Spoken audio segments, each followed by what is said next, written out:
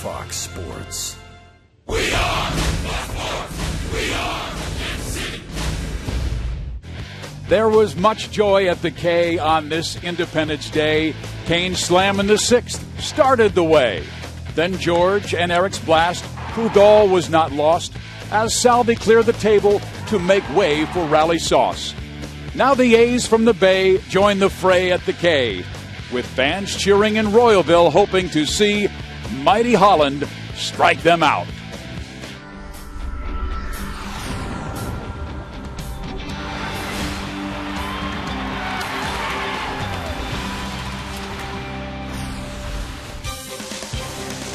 We hope to see more exciting drama at the K on this 5th of July. It's game one of this three-game series between the Oakland A's and the Kansas City Royals. Hi, everybody. I'm Steve Physiak. Indeed, yesterday was an exciting win for the Kansas City Royals. Now they must turn the page and welcome the Oakland Athletics, the number one team in the American League West. And this is a model for Kansas City because what they did from 2011 through 2012 and now is awfully impressive. 2 years ago, 2011 won 74 games. 2012, they improved 20 victories to 94, and they're on pace for 96 there. The only difference is in the power department.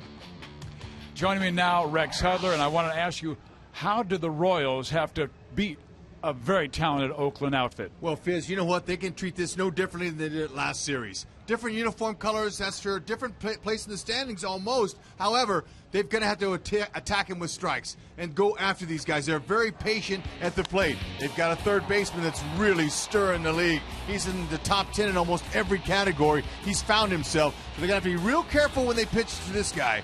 But also, Cespedes hasn't gone on a streak like they were hoping he would go so far early this year, but he still is a dangerous threat. And when you have the back end, a closer who's perfect this year, 21 for 21, is the last remaining perfect closer there is in baseball, they'll be tough. Hopefully they won't have a lead and we won't see Balfour. Eric Hosmer has been on an incredible tear since June 13th, and Greg Holland has become one of the best closers in the game. KC and Oakland next.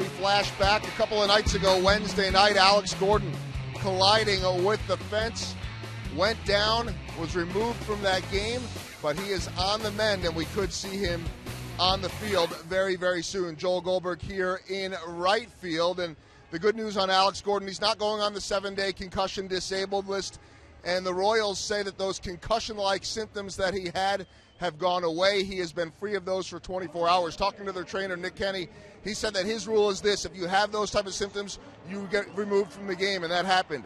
Then you need to be free of those symptoms for 24 hours. He has been that. The Royals have cleared him to play as far as those symptoms go, but baseball also has a rule. They need to review the medical files, the report from Nick Kenny and the training staff.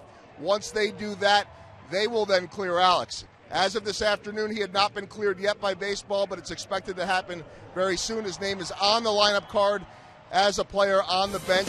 Also still day-to-day, though, with that hip injury. But good news on Alex Gordon. And we have baseball coming up next as Rex Hudler and Steve the Poet Biziak will have the call.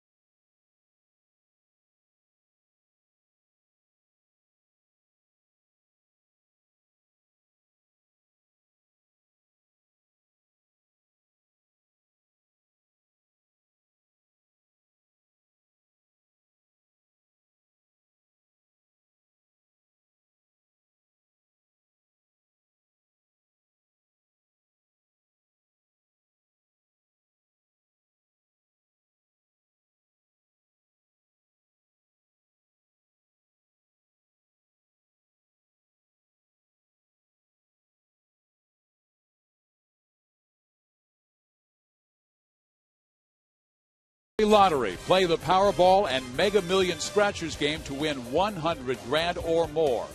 And by your Kansas City Chevy dealer, the official vehicle of the Kansas City Royals.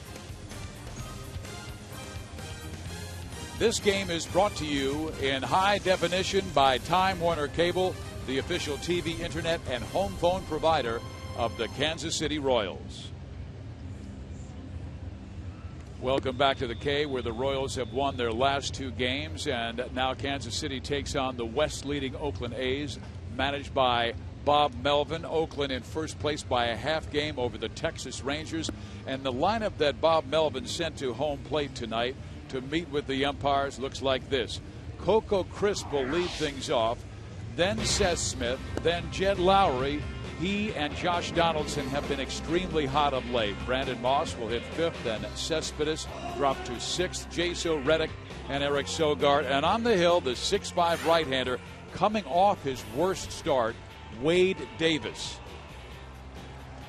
All right, Wade Davis has another opportunity to start this month out of July like he was going in June until his last start. In June, he had a 2.19 ERA until that last start. His key, really, as you see, the numbers are pretty high. The hits, the opponent average at 328, strike one. He's got to be able to get into a groove early. Try to get out of that first inning without throwing a bunch of pitches, and he should be fine. He's got a good, hard, sinking fastball, He'll cut his fastball a little bit. It's got a four-seamer, slider, curve, and a change. You must be aggressive with the Oakland Athletics. They walk a lot. Number one in the American League with 326 walks. That's 118 more than Kansas City. Chris, a former Royal. And Davis has missed on the first two pitches. Oakland batting .248 this year, only 11th in the American League, yet they have scored 398 runs. That's in the upper half of the league. And Davis finds the strike zone. And Rex, he said in that start in Minnesota, when he gave up 5 runs, in the first inning and had to throw 53 pitches, he just could not find his release point. Yep. It was obvious in first innings it happens that way, but most guys are able to find their release point and get settled, but it never happened for Wade. It was too late. So hopefully tonight in front of this great crowd, he can set that tone, and that's exactly where you get it from as your starting pitcher. He got Coco Crisp to chase a sinking fastball that was breaking down and in on him. Yeah, talking with Salvador Perez before the game, Salvi just said, "Hey, look, I'm just gonna guide him right in that zone and down, and help him get out of that first inning and then more." You know, you have a first inning like he had in his last start, he's got to be able to recover. And he got him with a heavy sinking fastball, and if he gets that kind of sink, he will have a good day. But that is just one out.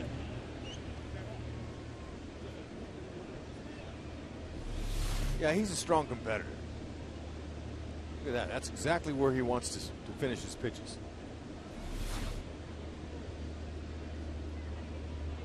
This is a veteran offense.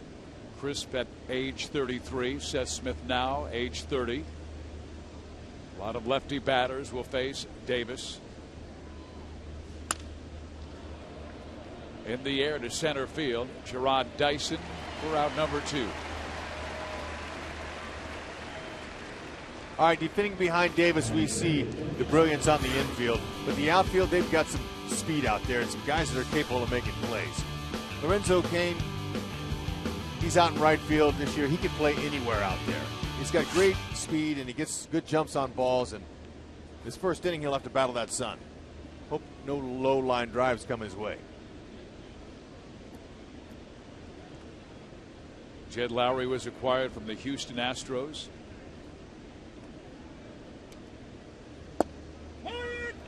Moose in there at third base against the lefty, no Tejada. You see Jed Lowry, he has been a great acquisition from the Astros in hitting .301. That's up almost 70 points from last year. And he takes another strike, and it is down around the knees. We told you Davis posted a 2.19 ERA through his first 4 June starts. Looked like he was coming around, then could not find home plate in Minnesota. Wow. Good first inning for Davis. He needed it. Now get him some early runs. Finding that strike zone, regularity.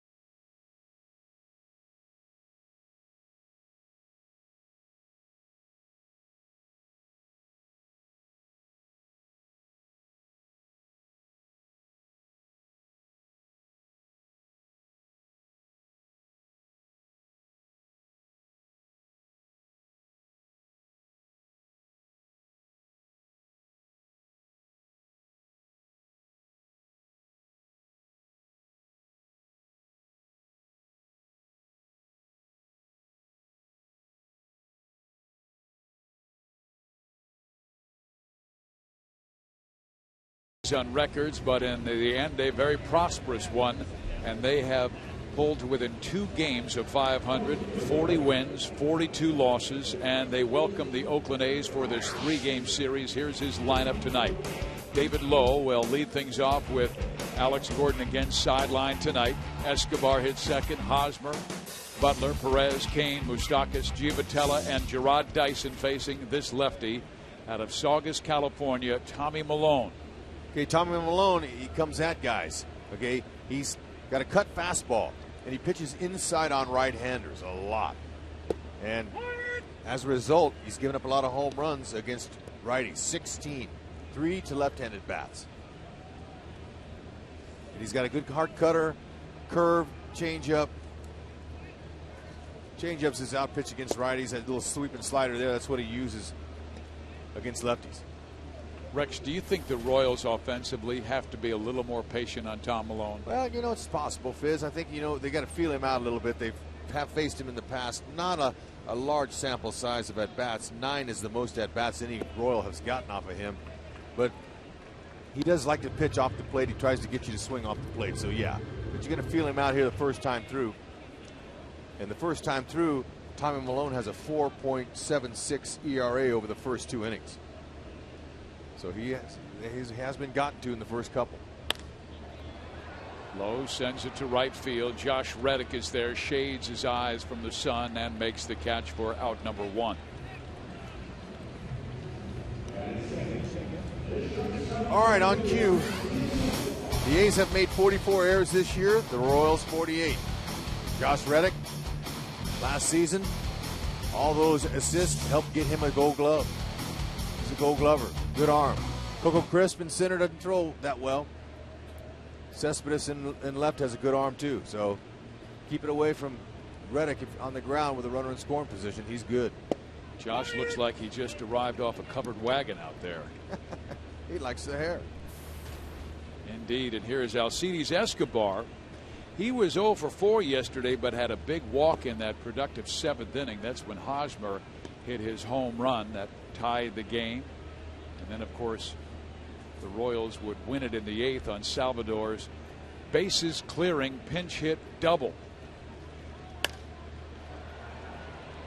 So Malone, he's allowed at least 1 home run in each of his last 8 starts. So he's going to give up a home run or 2.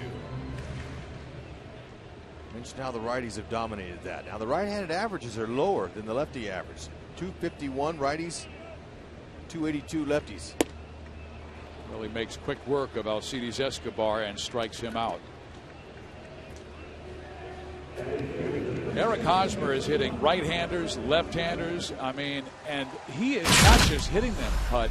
He is hitting them 420, 430 feet. Yeah, no, he's a very strong, athletic, and he gets those arms extended using his lower half. He's dangerous.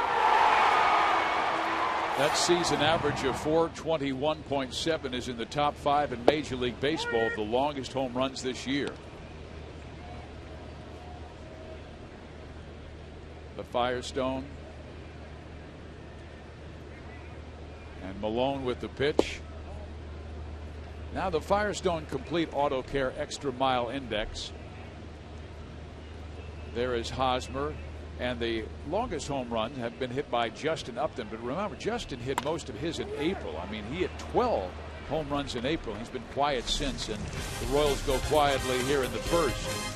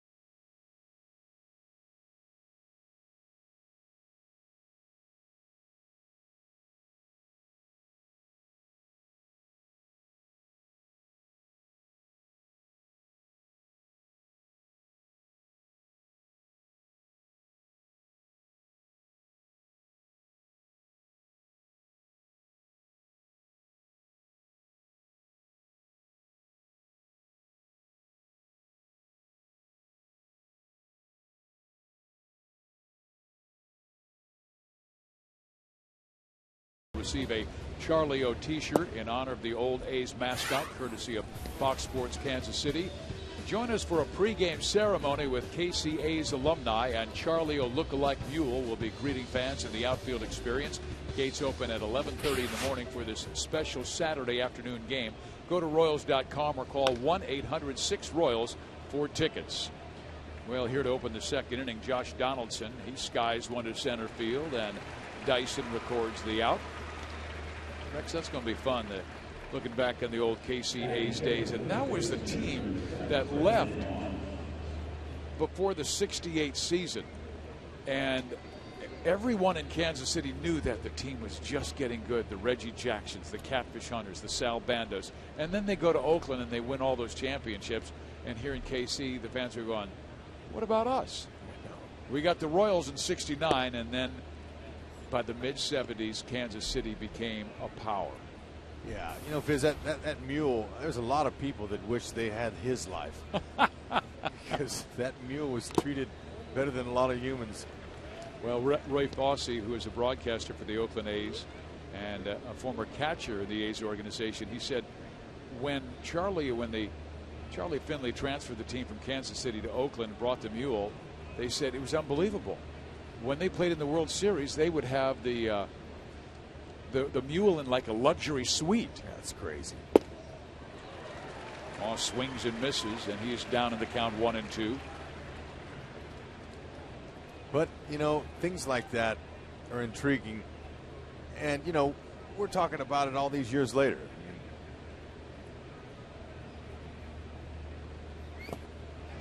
Got him. Very good off-speed pitch thrown by Wade Davis. His breaking ball is a strikeout pitch. Yeah, it's a beauty. It starts belt high and ends up in the ground like that. Salvi, he blocks the balls with the best of them. That's a nice pitch. Hud, what can you do? Let's say you've had a miserable outing like Wade had in his last start, 1+ innings through 69 pitches. He admitted after the game, "I could not find my release point." What can you do in the days before your next start to find it again? Here's Cespedes with a drive.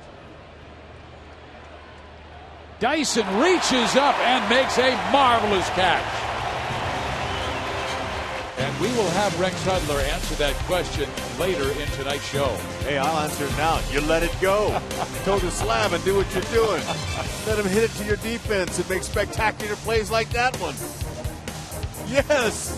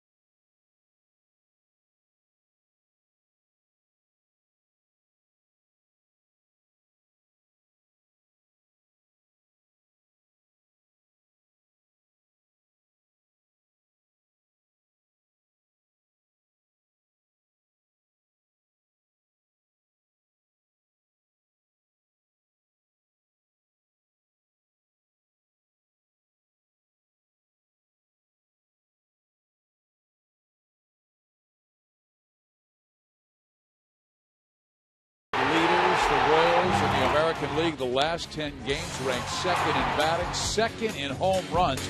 That's very impressive. And they are tied for third, averaging 5.5 runs per game. And just recently, Rex, we've seen a greater consistency with the offense. Yeah, and all those numbers, that is what Ned believes this team can accomplish. That's the main thing. He knows that they haven't been clicking on all cylinders offensively most of the year, and there's plenty of time to get it back. Throw those balls over that fence and hit them with some authority like they've been doing them. Billy Butler's hit it a ton. Rally Sauce has been ruling. They've won 3 of their last 4, scoring 30 runs in those 4 games. And that includes 7 home runs and 19 walks. You remember a stretch we had where we hit 5 home runs in a 23-game period. Billy's 4 for 9 off Malone. Up the middle, perfectly played by Eric Sogard, who was almost directly behind second base. 4 up, 4 down for Tom Malone.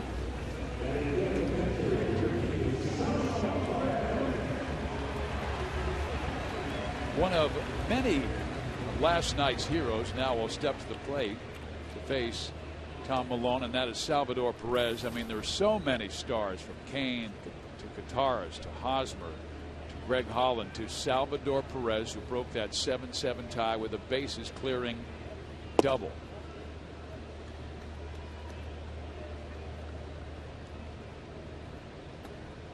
And one at bat as a pinch hitter. He knocked in a season high 3 runs. Salvy's hitting 271 against lefties, but that pinch hit last night was awesome. And just a reminder, as you enjoy a cold one, to look forward to Miller Time later in tonight's game, brought to you by Miller Lite. Ground ball third. Donaldson tosses out Salvador, and 2 out. But to be able to come in when the bases loaded and pinch hit, lots of guys get a little bit nervous, especially when you're young like Salvador. But for him to step up there and have a game plan, knew that Alvarez was a sinker ball pitcher, looking for a pitch that he could handle on the inner half. He pulled it right down the line in timely fashion. And here is Lorenzo Cain. And he made a big fan yesterday by the name of Debbie Hassett, who we'll be talking with later tonight. It was his 6th inning grand slam, which gave Debbie and her family $25,100. $25,100 because George Kataras followed with a solo shot. And the total was 100. Beautiful. Waves at the breaking ball. Yep, so those off-speed pitches there that Malone tries to manipulate the righties with. He cuts them in on their hands, pitches inside a lot off the plate, and then goes with a changeup away. Tries to drop another, and this time Cain patient. The count 1 ball, 2 strikes. Tommy looks like he's back on beam because he's coming off a 3-game stretch, which was really his roughest stretch of the year. And then the changeup strikes out Lorenzo. 6 up, 6 down for Malone, but we will talk with Debbie Hassett because this is what made her leap off the couch yesterday. Lorenzo Cain knocked it out, grand slam. Debbie, you win 25 grand. We'll be right back.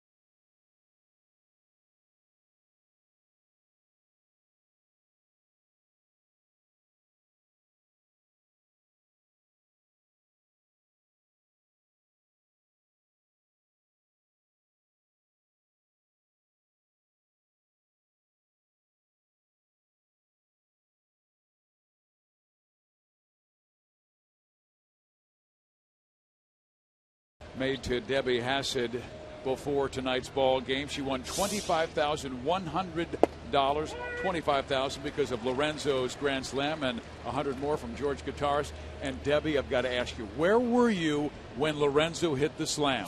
We were in our family room, my husband, my son, and I, and we were on the edge of our seats and saw those bases get loaded with a couple of walks, and then that error on first base, and for them to for Lorenzo get up there and go full count and foul a couple off and then see it go over the fence, it was unbelievable. But off the bat, what did your husband say? He said, he's got it, that's it. And I was up off that seat and screaming and laughing and everything else I could think of. It was really fun. Did the phone start ringing then? The phones rang, the text came in. It was a wild moment.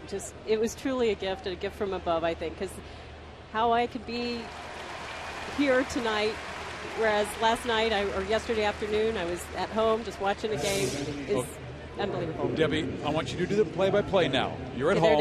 There it is. Husband's going, it's out of there, it's out. And then by this point, I'm up out of that seat, and I am screaming. Well, you and all the fans were, and me and Fizz were too, and then I reminded Fizz, hey, look, we got a winner. And so that made it even more exciting, but we're really thankful that you guys were able to be fortunate enough to win that and to be out here the next night to enjoy this big, beautiful crowd. Awesome. And hopefully another Royals victory. We're so happy to have you. Thank you. Well, I appreciate you guys talking to me yesterday. Yeah, we were. You were? We had, it's exciting. Hasn't happened. When did they tell you that, is that the first and only Sonic Slam that's ever paid off? It has been about 10 years.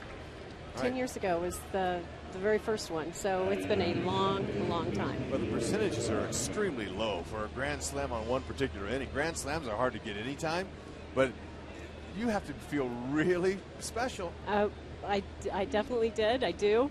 And, especially watching those first 5 innings, and the Royals were just having a tough time at the bat, and they came through. And I understand you come from a baseball family because your son played Rex Hudler's son's team. Yes, he did. Yes. Yeah. The BV Bombers. Shout out to all those boys out there. That's right. It's really, so how long did it take you to calm down? Were you able to get your dinner on the table for everybody for the 4th yesterday, or did that interrupt it? It was a slight interruption. We were planning kind of a calm 4th of July anyway, and we went out for some dinner and just took a lot of phone calls throughout the night. Do you have plans for the money already?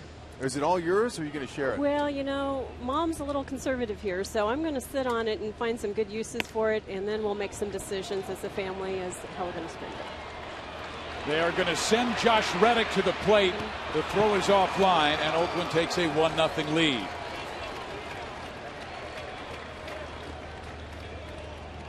Sogard advances to second base on the throw home. Wow, that's a ball right there. What hit hard, so Jaso was holding up a little bit. Now when Lowe catches the ball, he's got a pretty good chance of throwing him out, and he just pulled the throw. So I had an opportunity to get him at the plate. You can see Lowe picks it up. And Moose is standing there, really lines up perfectly with home, but he just missed with the throw. So it's 1-0 Oakland here early. Coco Crisp is now the batter, and another man in scoring position, Sogard at second base. Debbie, could you tell us about some of the funny phone calls or texts you did receive from family and friends teasing you about your moment? They really weren't teasing. They were just, the Congratulations. odds, right, the odds were just so low, and for it to happen on the 4th, and to find out family in western Kansas and southeastern Kansas and everywhere, Pennsylvania, to call and say we heard the news, and they were looking it up online. It was a fun moment. Will it be embarrassing taking that big check to the bank? I think I'm going to have to save that one and put it up on the wall. Yeah. Yep, it's going to be framed, I'm afraid. Up in the kids' room or something like that. So did you already have a Lorenzo Cain jersey, or did you get this today? We got this tonight. That's one thing I did with the money. My son requested that he have a Lorenzo Cain jersey, and I said, you know what? I think I can get you one. So we got it tonight at the ballpark, and I had him sign it. Great. Looks good on you. Thanks. Coco Crisp, a former Royal, playing center field now for the Oakland Athletics. Wade Davis has given up back-to-back hits, and Crisp pulls it to the right side. Giovitella will throw him out. And Debbie, I've got to tell you that Lorenzo Cain did not know the story. So when I told him the story today, what was taking place in your house, he broke out into a big smile and he wanted to hear it. And he goes, "When do I get to meet her?" And I said, "I think it's tonight." And so I wanted to find out what took place when the two of you met tonight. Oh, he is the nicest guy. First of all, I congratulated him on his first Grand Slam, and I told him I was very glad he got it, and he said he was happy for me too, and told him he's now my favorite player. No doubt about it. The Royals have always been my favorite team, but now he's my favorite player. And that's what's exciting right now, because both the Missouri and Kansas side, you live in Overland Park, but there's an incredible excitement about Kansas City Royals baseball. We had 3,500 walk-up before the ball game. 6,000 tickets were sold today, and a crowd of nearly 35,000 for this evening's game. That's awesome. And there you are, showing off your Kane jersey, number 6. Yeah. That's before it was signed. That was before it was signed. Lorenzo signed it on the number. And Lorenzo wears it proudly because, of course, number 6, worn by the greatest center fielder in the history of this franchise, Willie Wilson. So that's Smith, the batter. The Athletics with 1 run on 2 hits. The Royals still looking for their first base runner. We're in the 3rd inning. Talking with Debbie Hassett, who won $25,100 yesterday in the Sonic Slam inning, when Lorenzo Cain hit a grand slam to left center field, and George Kataris followed with a solo shot.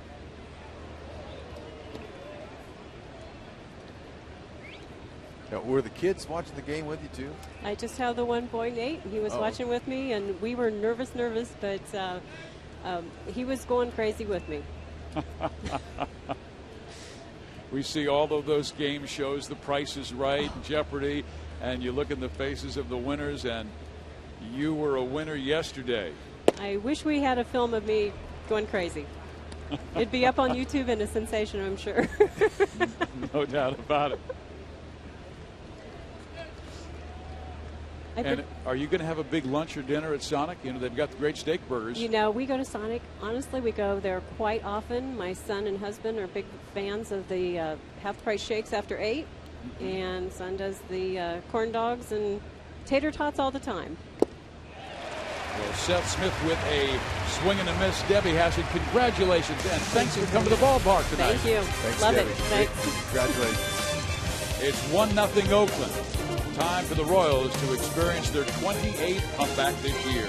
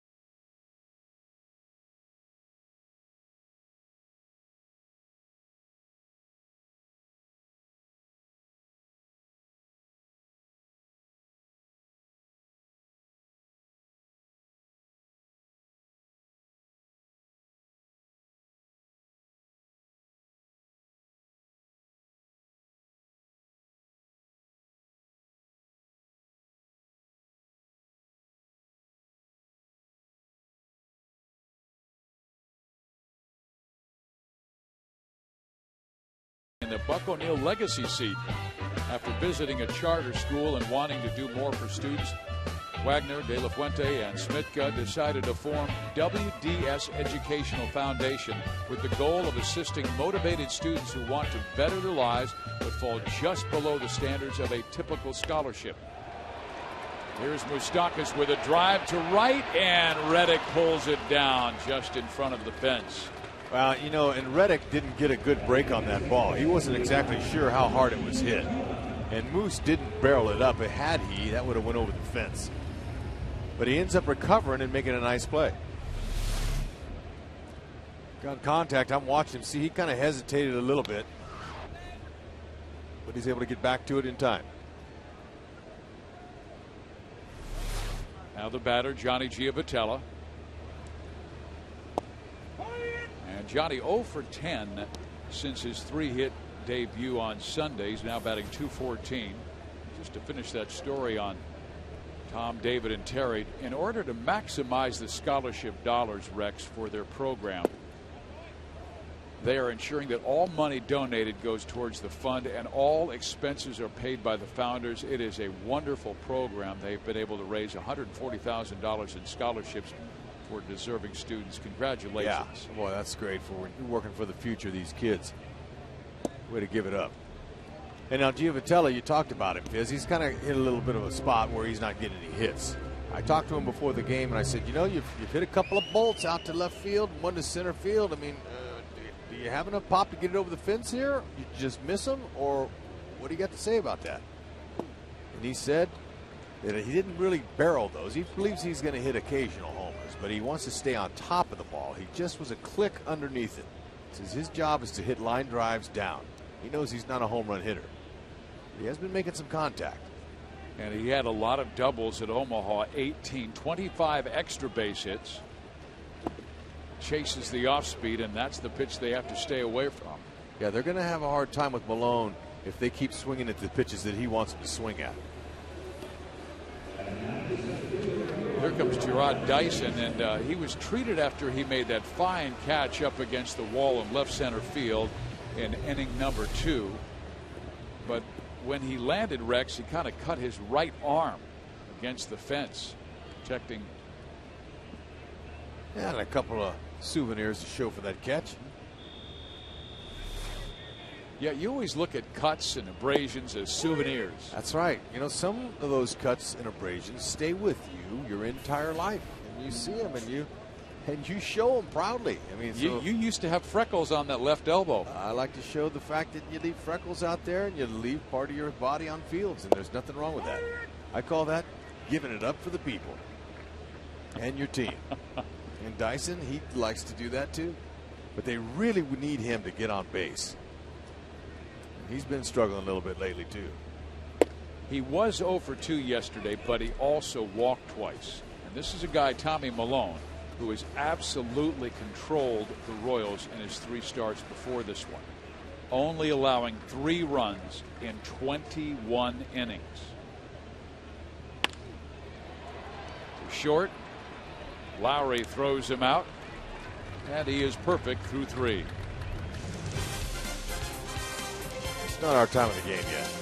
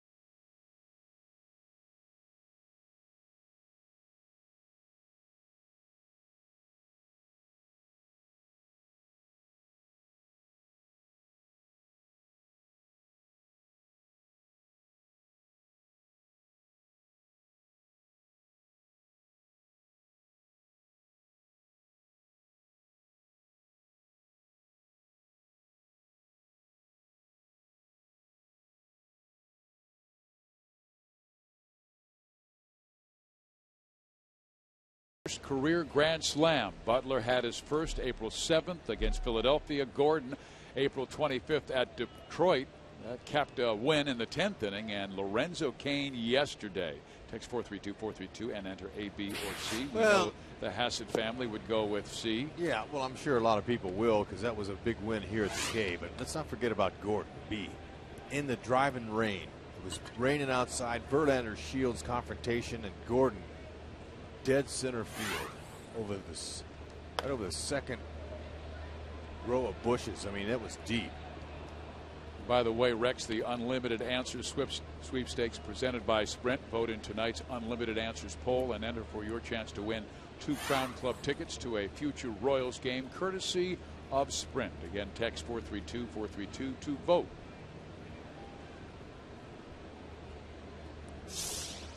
Davis against Lowry. He struck out Jed to end the first inning. Oakland leads 1-0 on a double by Reddick, a single by Sogard. And Wade gets ahead, 1 ball, 2 strikes. Let's go to Joel Goldberg. Well, guys, you know, we haven't seen a lot of the Oakland A's. Obviously saw them earlier this year, but one player on the Royals that knows them very well is George Gutaris, who was traded over to Bob Melvin's A's right about the deadline last season. And I said, George, what makes this team so good? Because they don't really have any superstars on paper, yet they're winning more than anybody else over the last year. And he said it's a bunch of things. He said, for one, they've got a great bullpen. He said, so their starters, you know, they get their handed to the bullpen. They're a team that's going to score a couple of runs, a few runs early, very fundamentally sound, everybody unselfish. Every guy will move the runners over and do all the things to sacrifice themselves over the team. And they said they really don't swing at a lot of bad pitches. And it was interesting to see the quick innings that Wade Davis had in the first couple, because George said they will try to run up that pitch count quickly, get to the other team's bullpen, and try to do that in the first game of the series so they can really, really wear out that bullpen. Guys? And this is the first Oakland team to reach 50 wins in 86 games since 1992. Gutaris, a big part of their success at the end of last year, where he was catching almost a little more than half the games for Bob and hit a lot of home runs in the months of September. He said they have all bought into the only thing they care about, winning.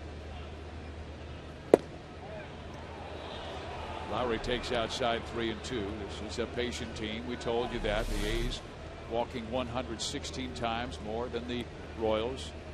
They've also hit 36 more home runs and consequently scored 64 more runs.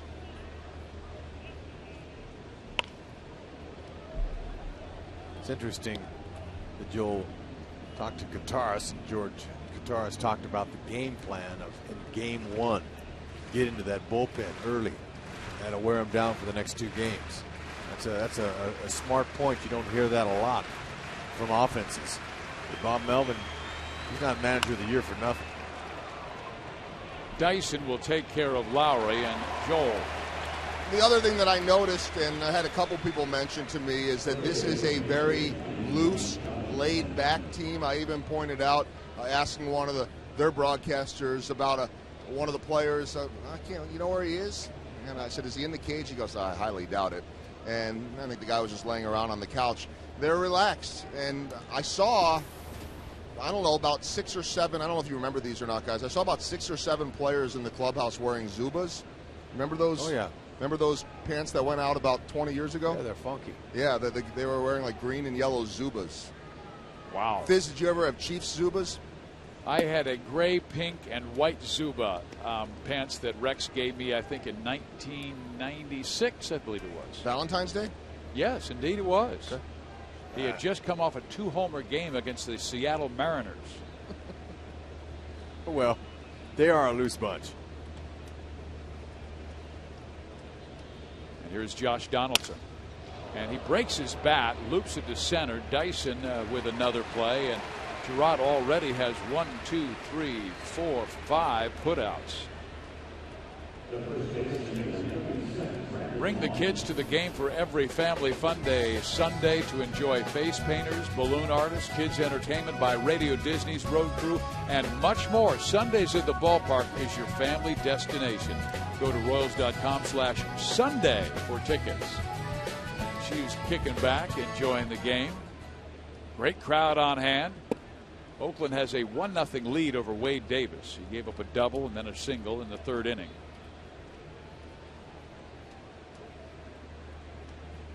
We told you last year the A's went from 74 wins to 94. There's a base hit to left field. Moss will hold at first.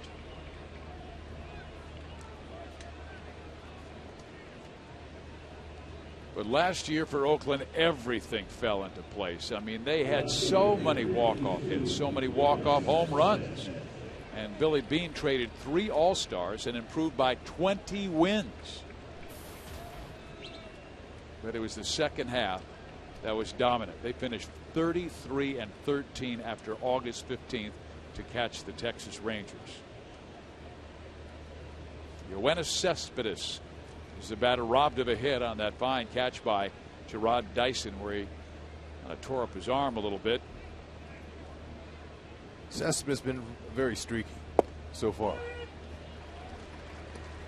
Just 153 average and 23 strikeouts in his last 15 games to drop that average to 221. It looked like he was going to be a superstar last year when his rookie season he hit 292 and blasted 23 big flies. Now he's got 15. 11 of those have come when he's played left field. That ranks him second in the American League behind former Royal Raul Ibanez. What a year he's having. Yep. 21 home runs by Ibanez at the age of 41.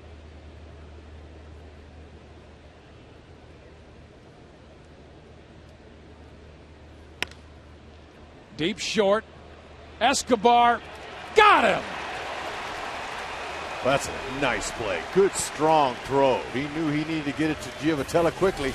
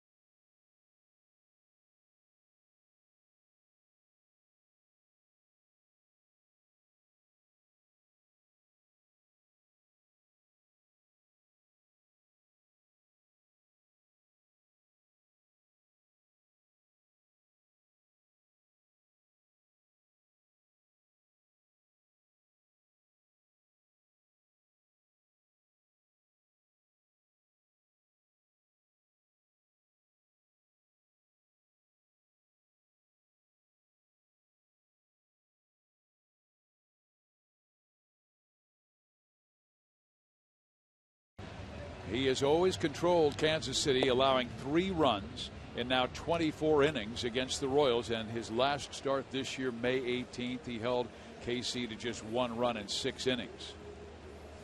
That's time to get it started. But as George Brett and Pedro Grifol have been preaching, your pitch, not the pitcher's pitch. And if he gets those guys to start swinging at his pitch, it's going to be a pretty quick night for the offense. Tommy Malone always said, my key, I just need to throw that first pitch for a strike. And then after that, when I'm ahead in the count, now I can kind of move to the corners of the plate. He gets ahead of David Lowe. corners are in. David Lowe hasn't shown much bunting.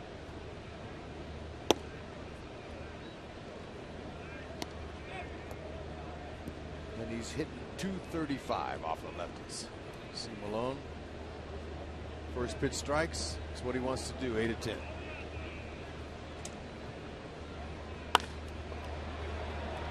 Lowe whacks it to right, much like he did in the first inning. Flies out to right, and Josh Reddick. Now the second time through, this is where he has been hurt. 283 average. Third time through, he makes the adjustments back. But really, it has been stretches this year of dominance, and recently he didn't have his good command against the Texas Rangers when he gave up 6 runs and 5 1/3 back on June 19th, and only lasted 4 2/3 the next start against Cincinnati. He really worked Escobar, and now he is 9 for 11 first pitch strikes. That changeup's a good pitch to bunt. Now you don't always, going to get the pitch when you're setting the bunt, but I saw Escobar practicing his pushing today. Will it make it? No. Reddick cuts it off. 2 outs. But Kansas City has been a late inning offense lately. I mean, Rex, yesterday a classic example. They scored 10 runs after the 5th inning. All 10 runs. They scored 5 runs after the 5th inning on Thursday and scored all 5 runs after the 4th inning on Wednesday. And that's the way it's going to happen tonight, it looks like. 11 up, 11 down. You would hope that they would be able to get to him. Got some well struck balls, but right at guys. You might remember June 3rd last year when Malone beat the Royals. He did give up 2 runs, but one guy got him. This guy.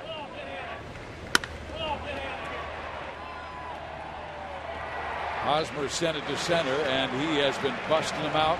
8 home runs since June 13th, second most in the major leagues. There's a breaking ball in there. Big curve backed Hosmer off. That ball he hit was only 425 off of Malone last year. Only 425? That's right. Okay. But Hosmer, he's really impressed me with his 329 batting average against lefties. Keeping his front shoulder in, keeping it closed. He's majority of his hits the opposite field. He will pull if you give him one. Now that's one that he likes. He's just missed that one out over the middle. Rounded out to first his first time up.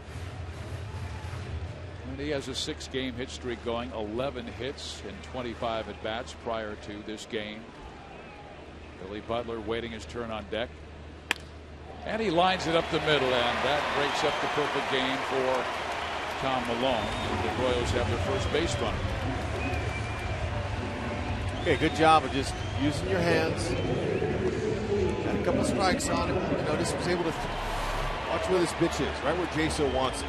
On the outer half, Hosmer, his lower half leaked. It fell out a little bit, but he's able to keep his long arms and hands on it.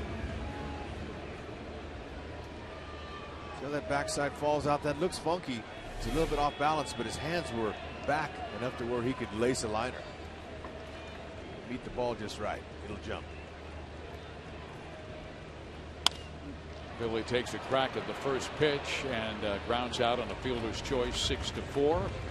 Oakland takes a 1-0 lead to the 5th here in Kansas City.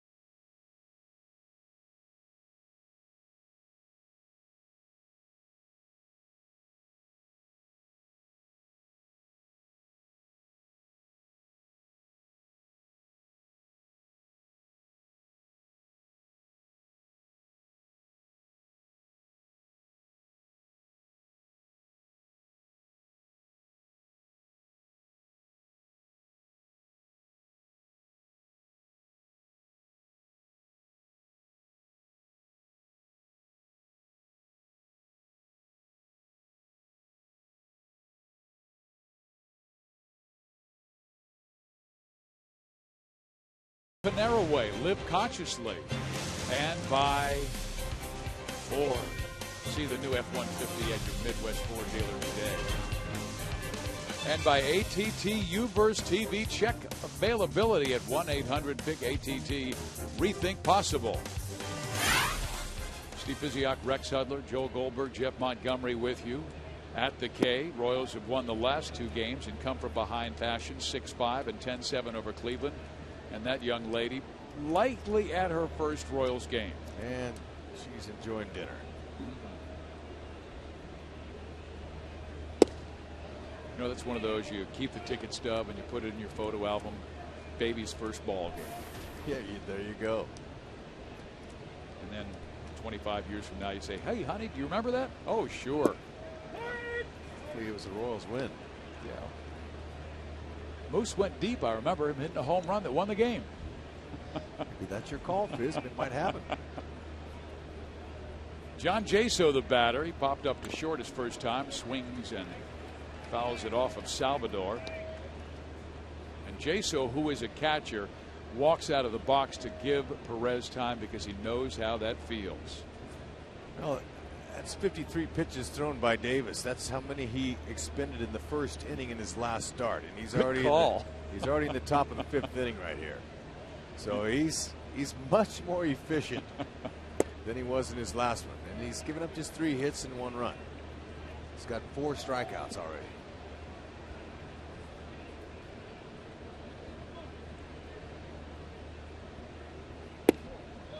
And there is ball 4 to open the 5th inning. His first walk.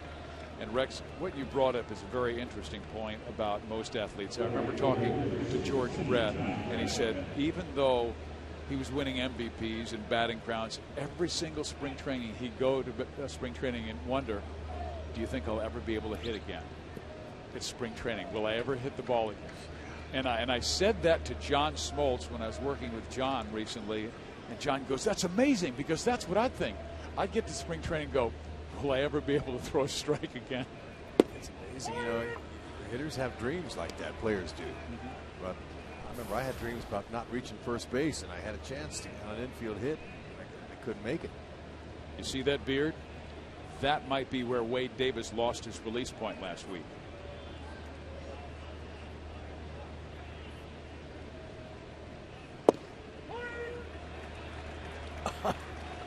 Did that one go over my head? Well, look at that. I mean, a sparrow could get lost in there. Oh, well, it was a lot longer until he trimmed it. Beginning of the season, he had it down to his sternum. Ron Swan, our cameraman, wants to throw me out of the room.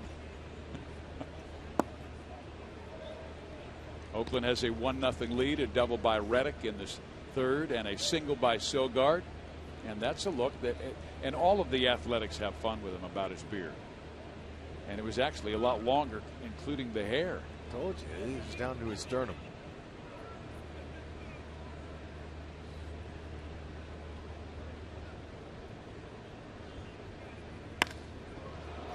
In the gap. Reddick with back-to-back doubles. And here comes Jaso around 3rd. And Reddick's going to turn 2 into 3 with a triple. And a guy who has been struggling all year long opens up the offense against KC.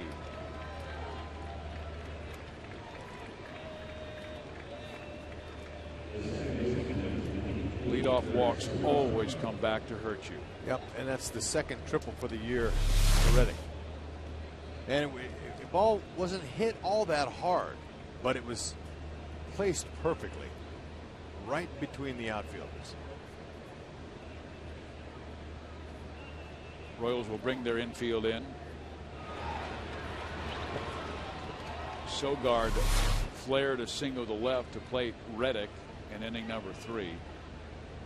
And Wade gets a strike across. Okay, Reddick, he's not messing around. When he hit that ball on contact, he knew he had a chance for at least 2, maybe more. He checks the third base coach and says, I'm coming.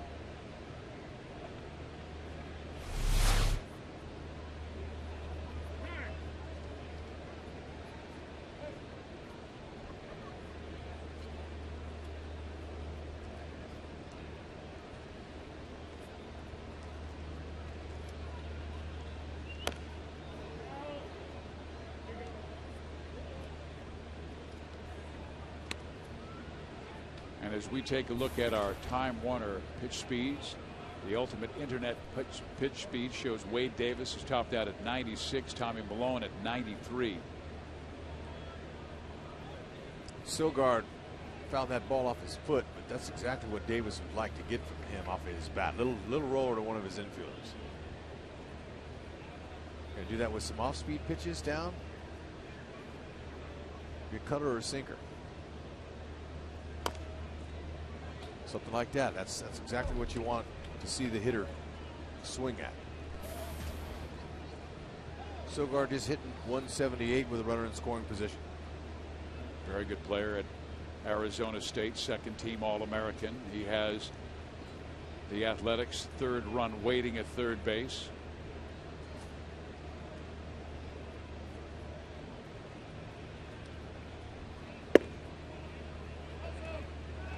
You know, you don't see a lot of players with glasses like that either.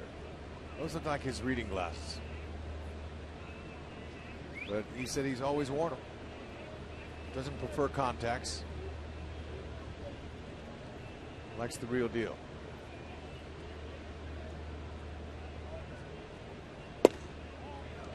Ooh, barely misses outside at 90 miles an hour, and Davis wanted that pitch. Paul Schreiber is the home plate umpire. Chad Fairchild at first, Marty Foster at second base, and Eric Cooper is the third base umpire. Struck him out. Okay, that's a nice pitch he elevated there. Sogard was looking down in the zone, obviously, and that's what that pitch is designed to do. Get a swing and miss.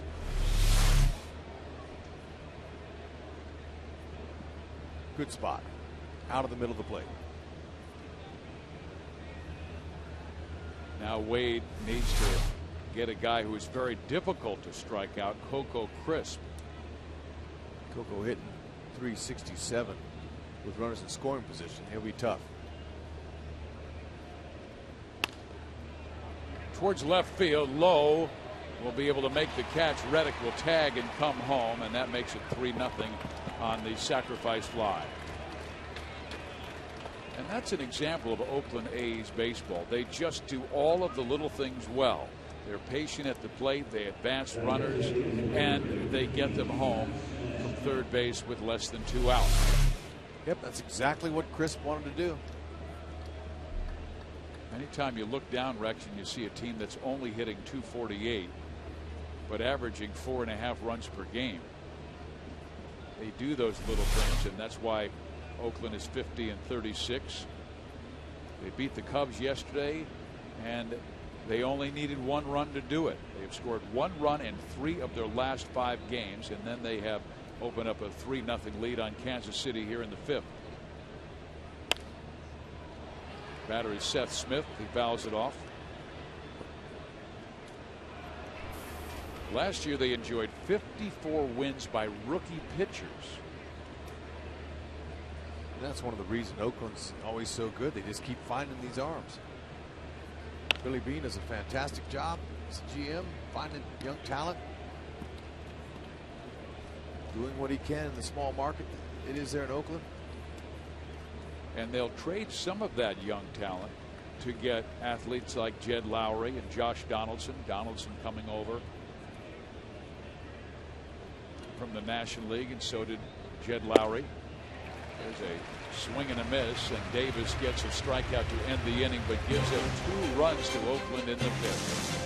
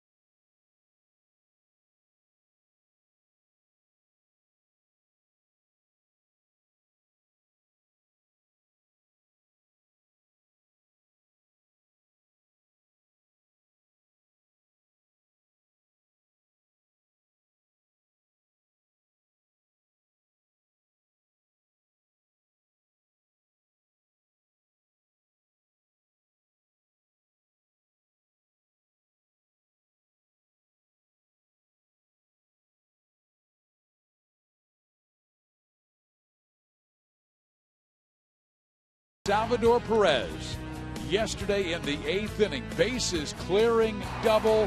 That gave Kansas City a 10-7 lead, and they would win their 40th game of the year in exciting fashion. Oh, I'll say.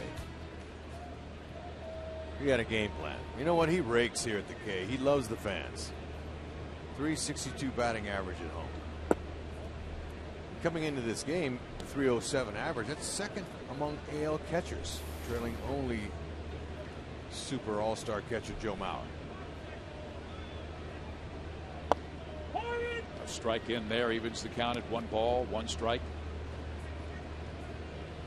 12 hits in the last week for Salvador.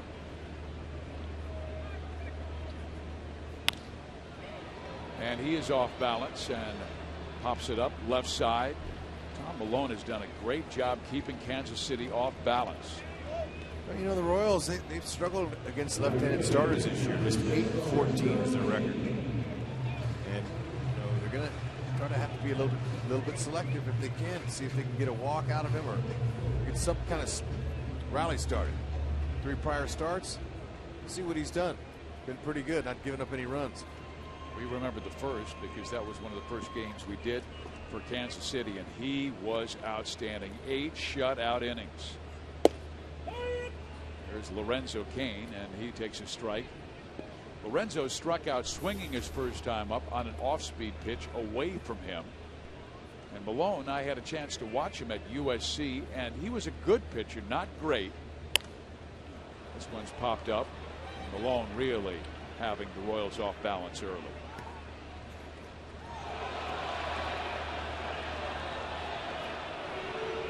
It was on the exchange from glove to hand.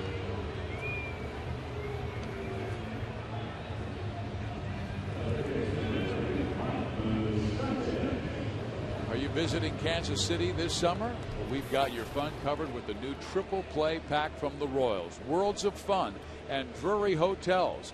Book your hotel room at druryhotels.com/triple play, and you'll have the opportunity to purchase Royals tickets and Worlds of Fun passes at a 30% discount. For more information or to book now, go to druryhotels.com/triple play.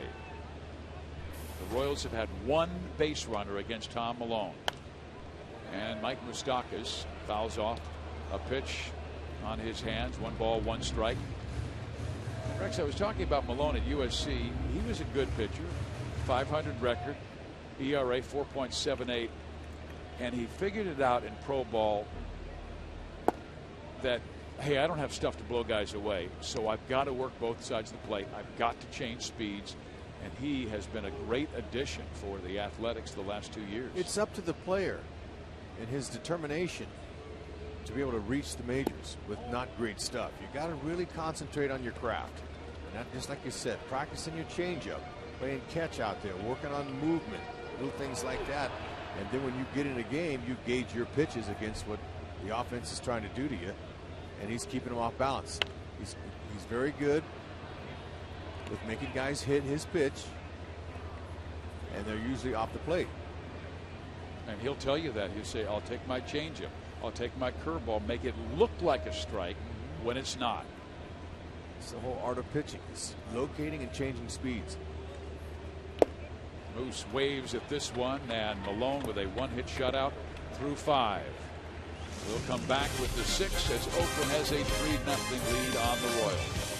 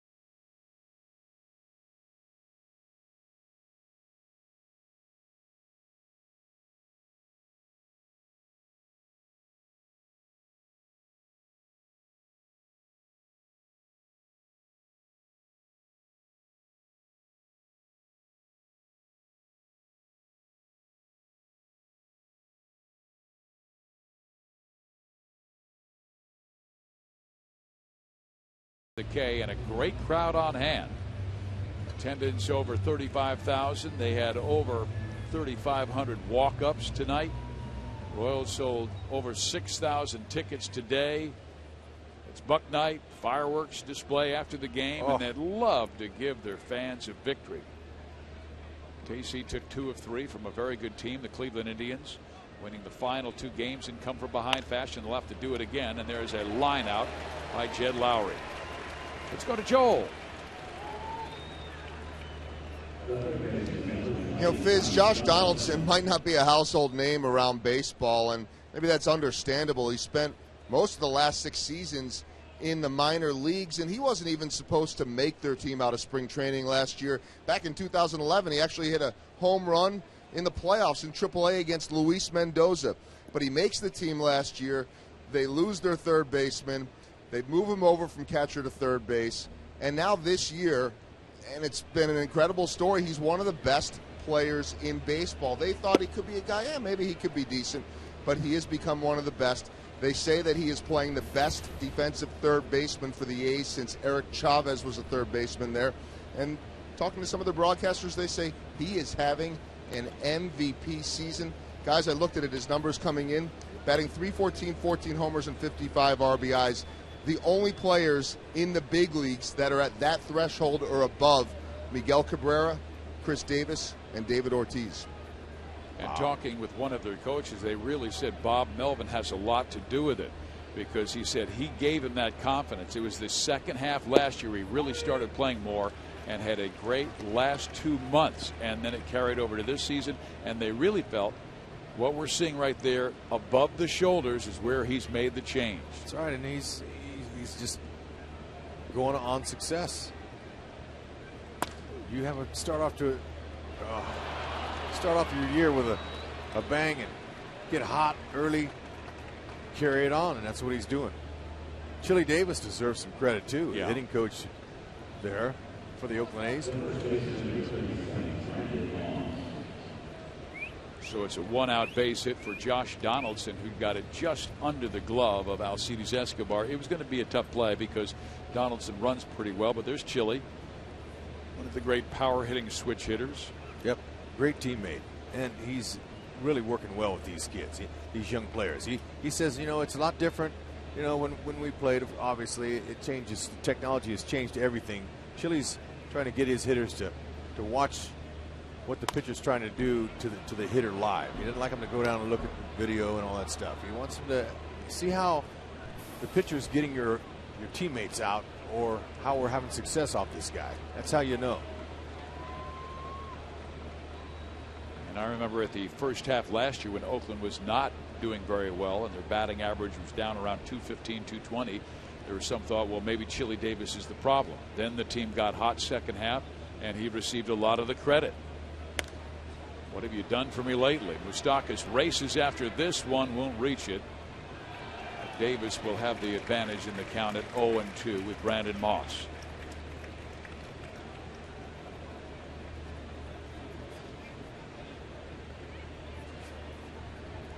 And with that base hit by Josh Donaldson, he needs one more hit to be the 14th Oakland Athletic with 100 hits before the All-Star break.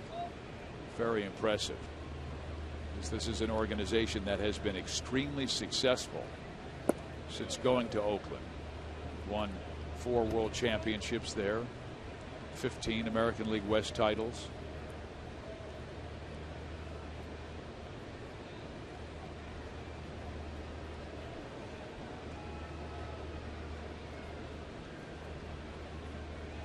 Davis wants to keep that sinker down.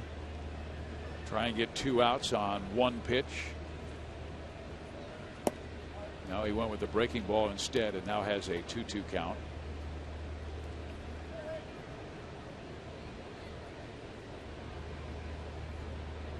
The Chicago White Sox tonight have Axelrod at Tampa Bay, and they are trailing the Rays 7-1. Detroit leads the American League Central by a half game over Cleveland and by 5 over Kansas City. Well, he blew him away with a 94-mile-an-hour fastball.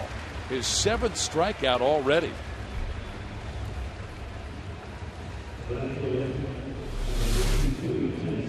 Yep, there it is. That fastball, it's gotten a couple guys to swing and miss on. It's up and out of the zone. And Royals fans, you want to be included in a Royals TV commercial? Well, go to Royals.com/photo challenge to submit a photo of your Royals pride. Each week we request a different themed photo to submit, and fans with winning photos will be included in the commercial and then recognized on the field at a Royals game. All photos must be submitted by August 9th, so make sure to check out Royals.com/photo challenge today. Base hit right field by Cespedes as he breaks his bat. But Oakland just getting the hits when they need them.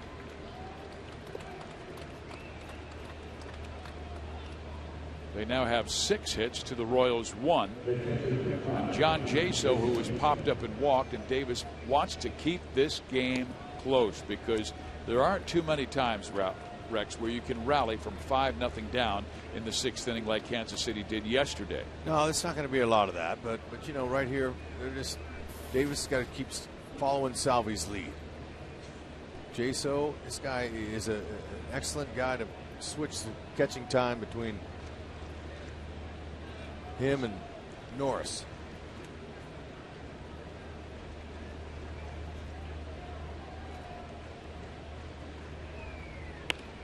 And he tries to bunt.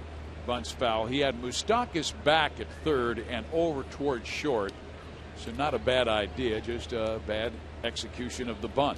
Yeah, and let me tell you, nothing would make Dave Island's birthday more special than a comeback win. It's Dave Island's birthday. Happy 47th, partner. Done a heck of a job since he's been here. Last year, he helped that Royals bullpen strike out 535, and that set an American League record by a bullpen. Happy birthday, Dave.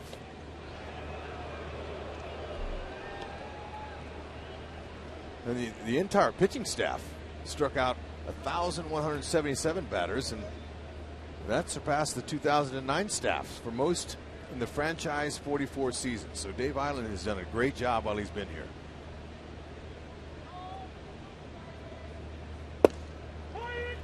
A strike called, advantage Wade. 0-2. And of course, that was without Shields, without Santana, without Wade Davis. Right. And really turned the season around for Jeremy Guthrie when he got here after a rocky Rockies and first half. Dave's even better this year.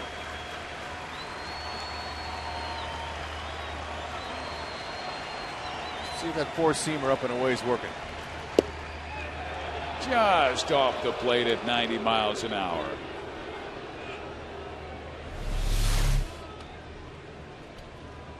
Ooh, it's a good spot. It had late fade too. Especially when you're ahead 0-2. That's a good place. You can try to swing and miss at. Donaldson at third. Cespedes at first.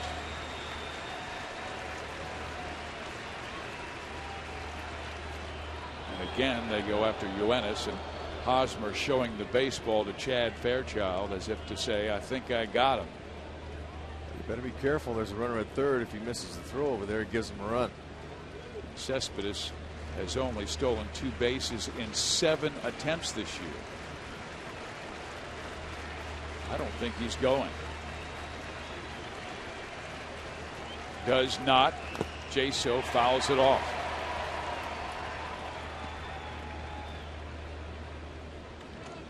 Jaso's very relaxed. You can tell when he gets in the batter's box. He has both eyes looking right at the pitcher. He's got an open stance. He's comfortable. That's what hitting coaches want to see from their guys. Be comfortable to start.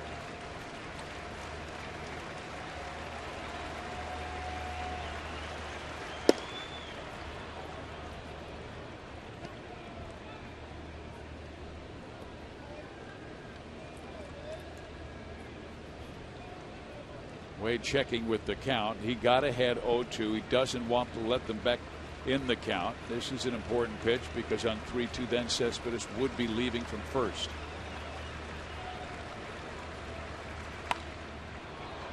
Popped up, foul territory. Hosmer wants it and takes it, and the rally is over for Oakland. It's time for Kansas City. This has been their inning this week. The 6th inning at the K when we come back.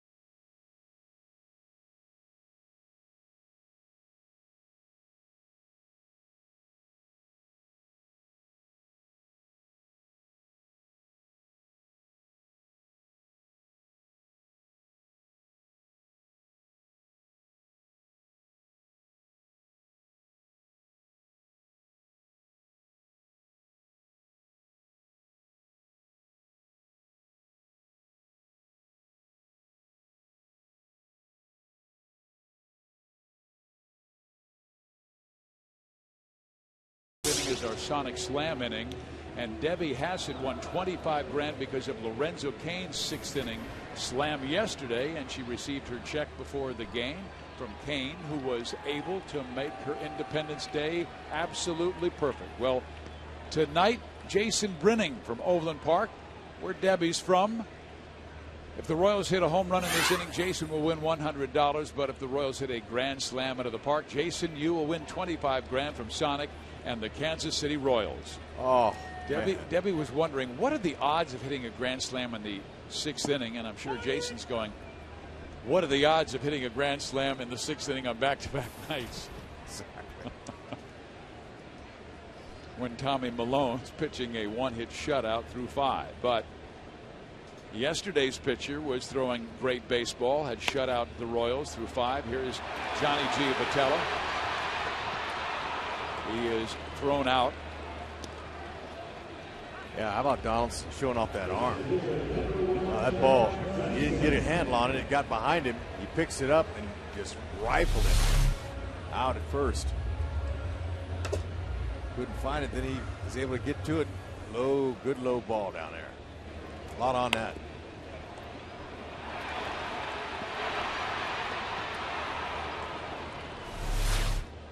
Gio wants to get a hit here at the K. Dyson shows bunt, takes strike 1. Yesterday's 6th inning started with a walk by Eric Hosmer. Then Billy Butler walked. And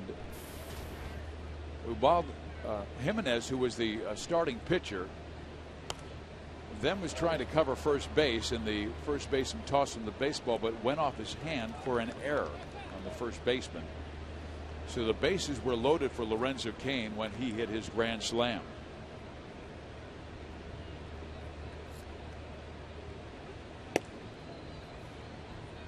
Boy, Malone has just been ahead 0-1, 0-2, 1-2. He is, I believe now, 13 out of 18 first pitch strikes, and he said that's his key, first pitch strikes. And he has put the Royals offense on the defensive.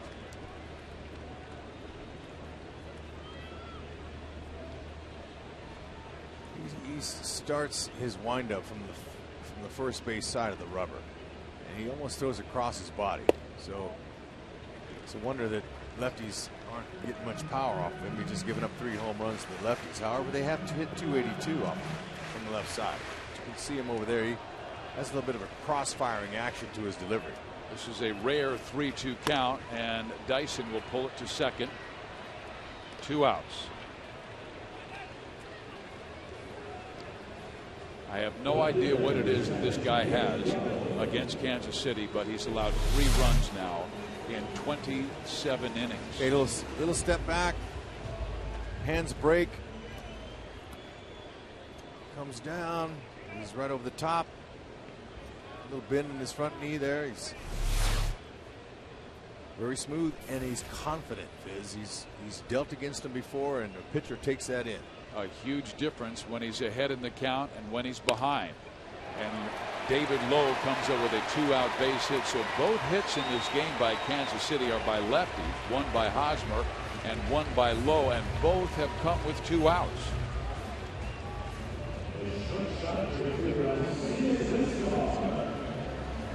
Malone has really fooled Alcides Escobar, who's coming up now, as we see David Lowe pick on a fastball. Yeah, that's a good swing right there. Look at how big that hole is up the middle. Take the pitcher out of the equation, you get it by him, you get a base hit, especially with any kind of speed. That ends an 0 for 12 slide that David had been in. Escobar rather quiet lately, and his batting average has dropped to 245. There's a changeup for a strike. So he's using all of his pitches for that, getting ahead of guys in strike 1. He's not just throwing fastballs every pitch, so he's really keeping them guessing. He's averaging about 10 pitches per inning.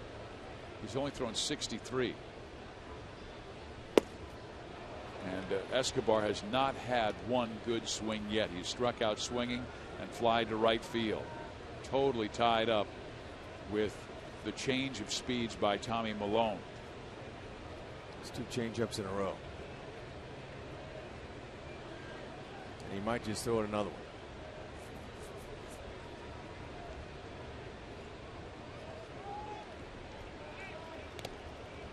Got a pretty good move, too. Yeah, there's his first move. He showed it. Lowe, it surprised him, but Lowe didn't have a big lead. Now, Jaso, the catcher, he's thrown out just 2 of 22 would-be base stealers for a 9.1% average. So if you can get it jumped, go.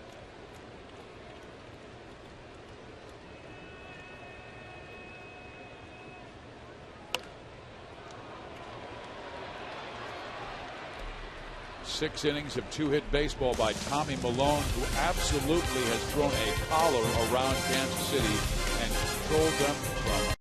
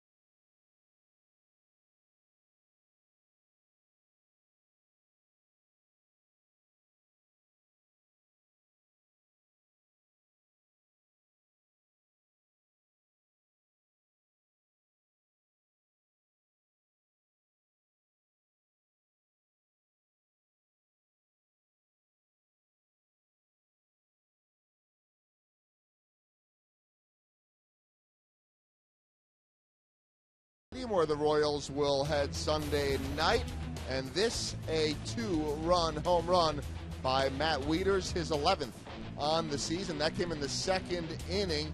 Only runs they've scored. The Yankees putting up 1 in the 4th, and so Baltimore trying to hold on in that one. And guys, we've been talking about grand slams. How about Nelson Cruz tonight for Texas? His 6th career grand slam. 6. Wow. And Texas leads Houston 9-0 in the 4th. In that series, it'll be Guthrie, Shields, Davis, and Santana, and the Yankees have not revealed who they will start. But that will be an interesting series as Kansas City goes to New York twice this year, once to Yankee Stadium and the other to the new Citi Field where the Mets play. It's also going to be interesting, Rex, with the All-Star rosters being revealed tomorrow, and I would imagine Chris Davis, Miguel Cabrera will be on that because of their unbelievable seasons. Yeah, no, it's a great series coming up. And before that, we've got one right here. The Oakland A's and the Kansas City Royals. And Josh Reddick has been the biggest problem for Wade Davis tonight. He has doubled and scored a run. He has tripled in a run and scored again. And he came in ice cold. Just a .210 average and only 3 home runs. 3 home runs this year. This is a guy who had 32 last season. He did have wrist problems earlier this year that shut him down for a little bit. And right now, Wade Davis will shut him down with a strikeout. 8 strikeout on the night.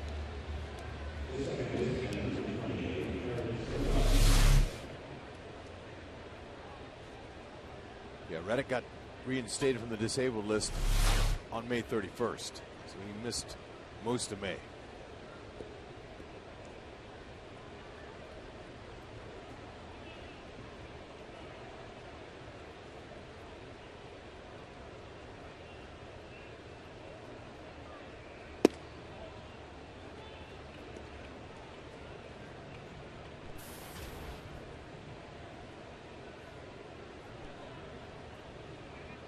Sogard singled in a run in the 3rd, struck out in the 5th.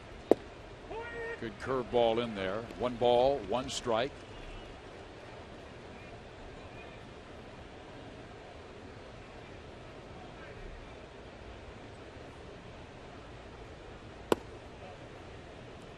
Adam Jones and Mike Trout lead the outfielders in the American League for that All-Star game.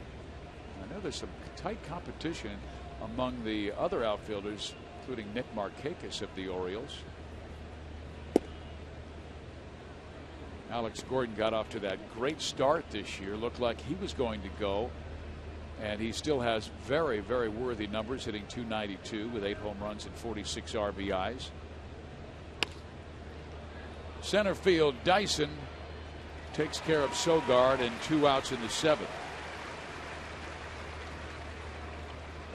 Fans, you've known for years that StubHub is a great place to find the seats you want to see the Royals in person.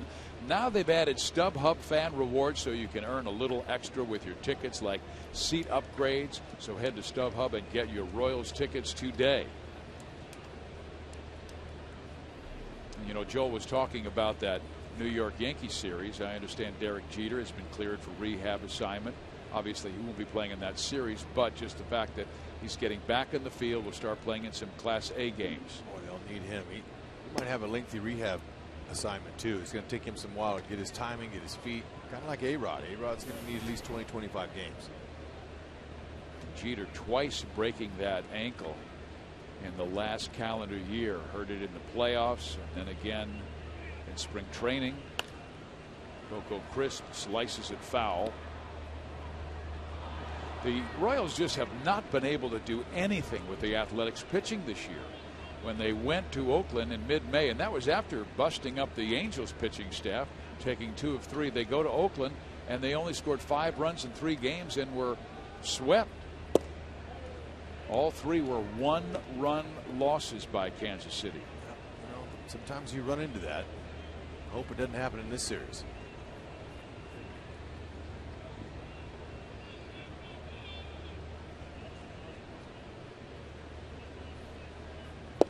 In there. Tomorrow afternoon it will be Jared Parker against Irvin Santana. Then on Sunday, A.J. Griffin against Luis Mendoza. And Santana has been an athletics killer in the past. So fans, you may want to come to the yard tomorrow. Santana in his career 14-6 against the A's with a 2.05 ERA.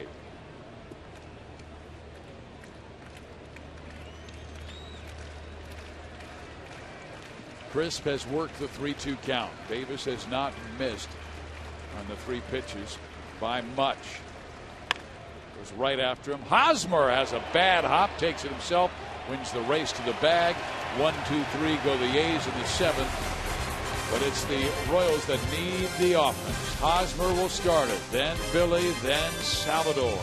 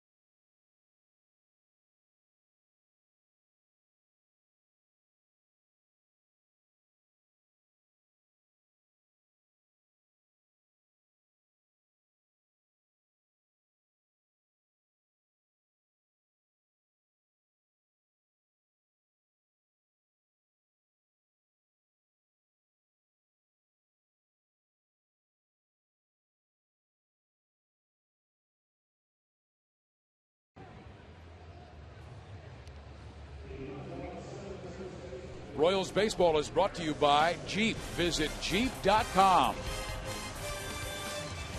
Here at the K, Athletics lead at 3-0. We're in the bottom half of the 7th inning. The Royals have had a lot of comebacks this year, but Tommy Malone has been tough.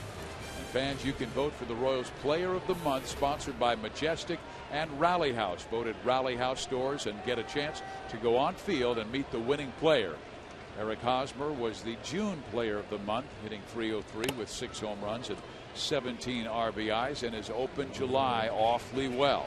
His home run in the 7th inning yesterday tied it. And that hit he got in his last at bat kept his hitting streak alive at 7 games. Season best for him.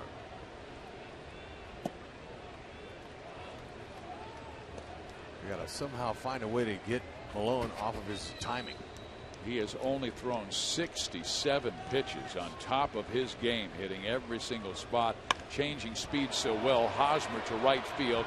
Reddick, though, has been everywhere in right to make catch after catch, and that is out number 1. Our AT&T trivia question tonight.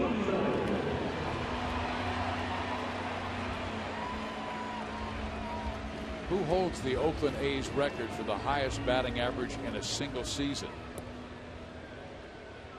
That is an interesting question because they have never had a batting champion in Oakland. And the reason is because of their very roomy foul territory. How about Campy Campaneris? How about he was a third baseman. Carney Lansford? Carney Lansford. That's who I'm guessing.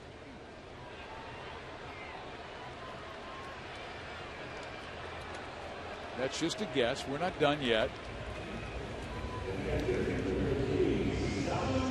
Oh, Ricky Henderson. No.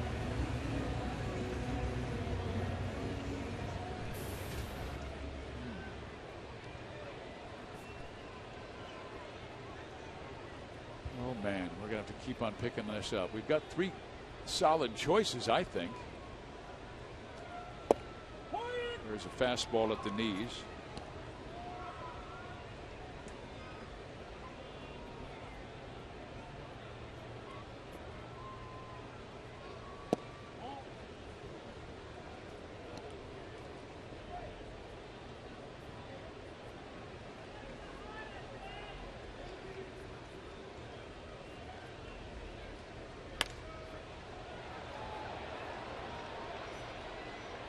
Well, Tommy Malone completely controlling Kansas City, and he takes a 3-0 lead to the 8th.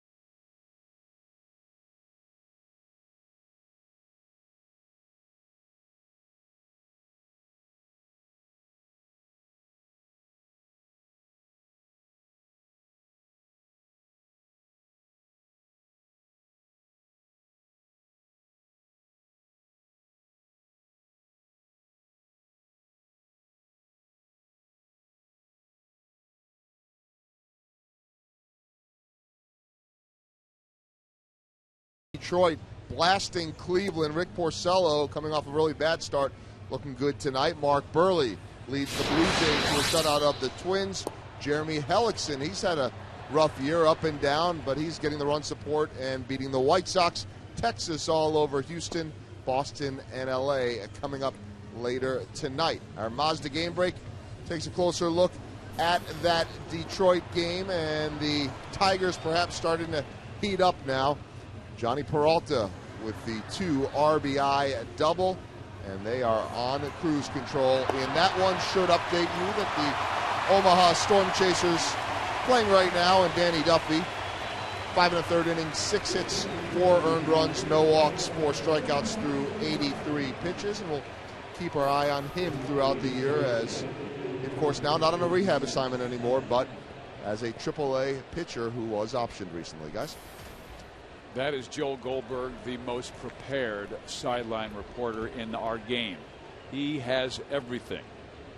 By the way, good news on Kelvin Herrera yesterday. He and Chris Dwyer shut out Round Rock, and Herrera 3 shutout innings, 7 strikeouts in those 3, and he is going to be an important man second half when he comes back to Kansas City. Oh, you got that right. Hopefully they can get him on,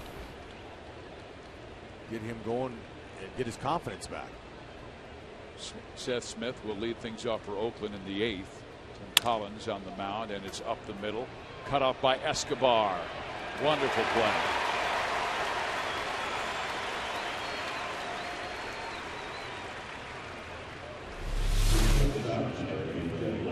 Yeah, this has almost become routine for Escobar.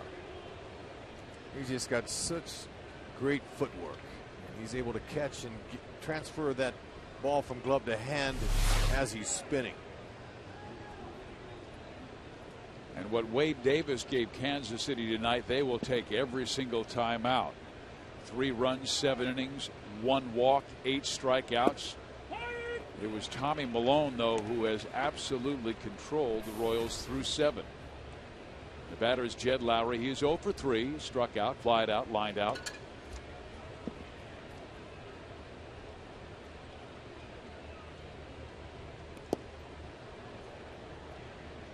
Yeah, well, this would be a good outing for Tim Collins to try to gain his confidence back. He walked the first 2 batters in the 7th inning of the 4-4 game on Tuesday versus Cleveland. That led to 2 runs.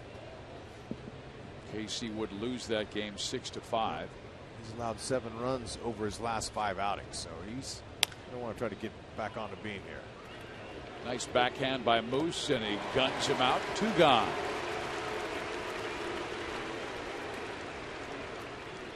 Our AT&T trivia question, because it concerns Josh Donaldson, who's hitting .314 right now coming into the game, who holds the A's record for the highest batting average in a single season. And the answer is Jason Giambi, .342 in 2001.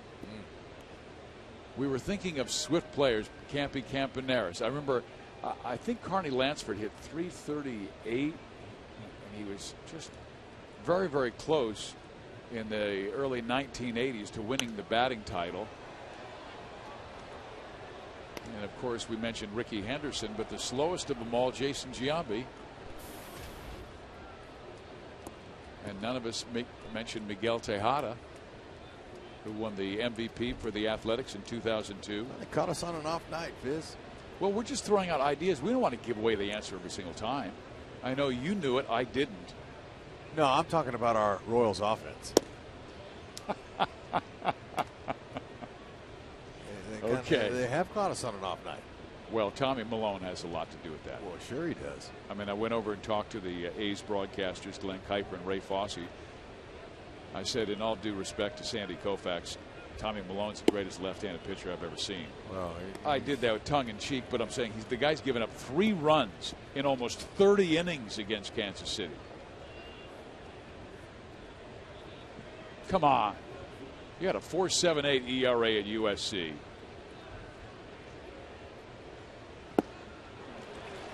Collins with that good changeup. Well, Malone's got a 4.17 now. I mean, so someone's getting him. Yeah. As a matter of fact, a couple of starts ago, it was the Texas Rangers. On June 19th, struck him for 6 5 1/3. But he's also had games, Rex, where he's tied up some very good teams. And another changeup by Collins strikes out Donaldson. We head to the bottom of the 8th. Kane, Moustakas, Giovitella up for KC.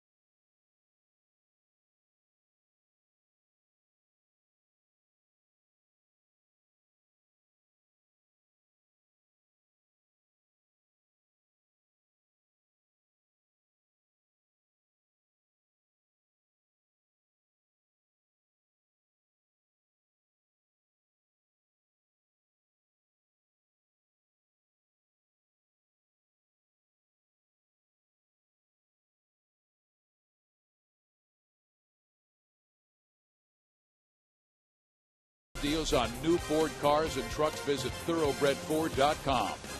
And by Farmland. Introducing Boulevard Brats. Here's to the home team.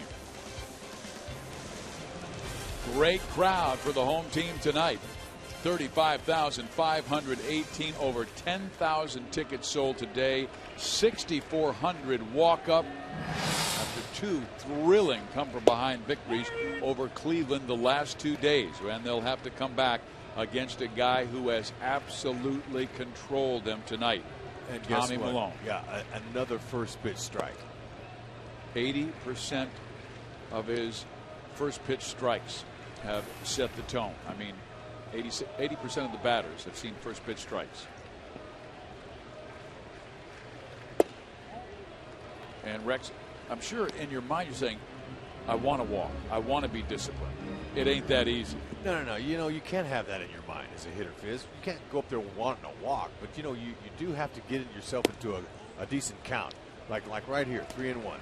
You know, it depends on if he's got a pattern on Tommy Malone, but Tommy Malone's been mixing his pitches so well, you can't get him in a pattern. But you do want to hit in a situation right here. And he throws a fastball right down the middle, and that might be the best pitch that Kane gets to hit. Right, so he was going to see if he could get something going here with nobody out with a walk. Same thing here, look for your pitch. Boy, he has located it brilliantly.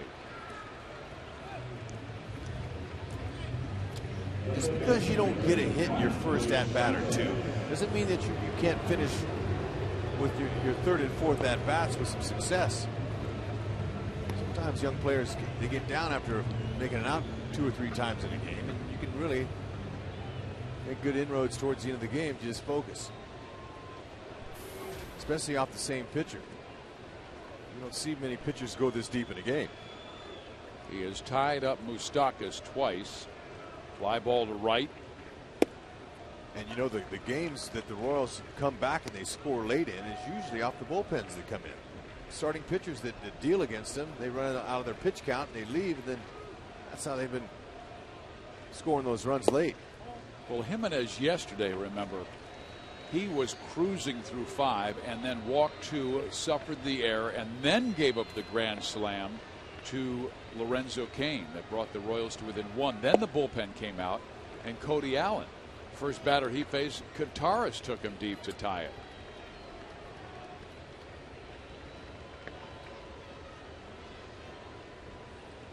Malone has thrown as many as 118 pitches this year. But that is doubtful that he'll throw that many tonight because he's only at 83 with 1 out in the 8th. Yeah, see, now that's Moose's pitch there. And he missed it.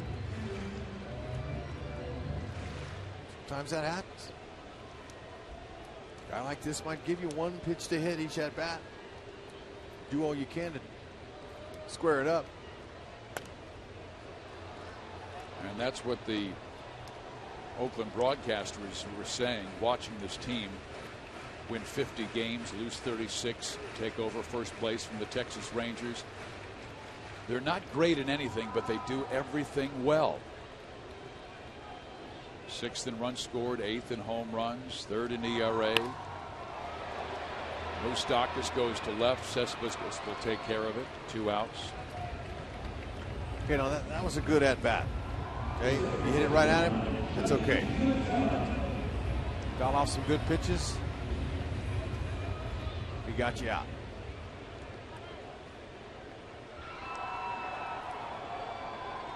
Johnny Giavotella has struck out and grounded out.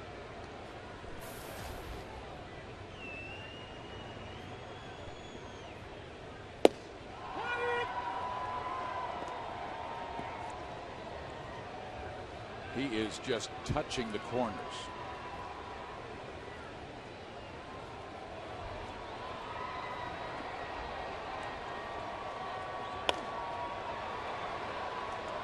And you got it hitting at people. Boy, does he ever. And he has been absolutely brilliant in his 8 innings of work, and we expect him to come out for the 9th.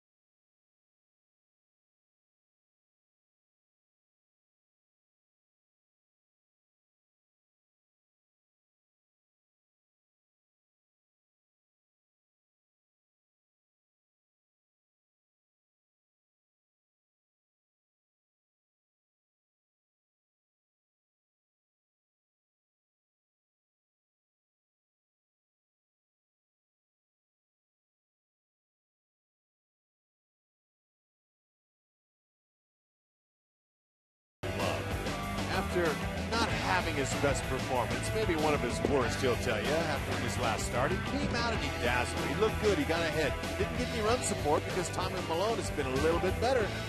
But you got to like what you saw from Davis tonight.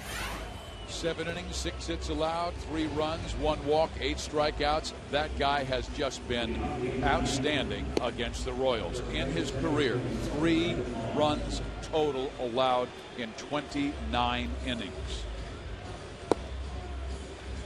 And it's amazing how some pitchers do it. I would imagine the Chicago White Sox, they couldn't figure out the dominance that Jeremy Guthrie had against Kansas City for so many starts. They finally were able to stop that. And I tell you, Fizz, and I've said this before, that when you read a certain stat that players aren't aware of, and you don't read a whole lot of that stuff that we do, they find out that they're dominant against a team, and they come to the ballpark that day going, oh, good, really, all right, it's my turn, I'm going to get them again. So, you know, a lot of that plays into the confidence factor, and really confidence is the extra man these guys take out there with, and if you don't have him, you don't win, you're not successful. He certainly was hitting his spots tonight, and here is J.C. Gutierrez. He's not done hitting his spots. He's coming back out. Sure. He hasn't thrown 90 pitches. Pitched like Tom Glavine tonight.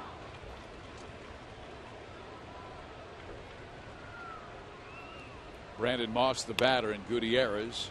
It's a swing and a foul ball struck to the left side. Moss 1 for 3.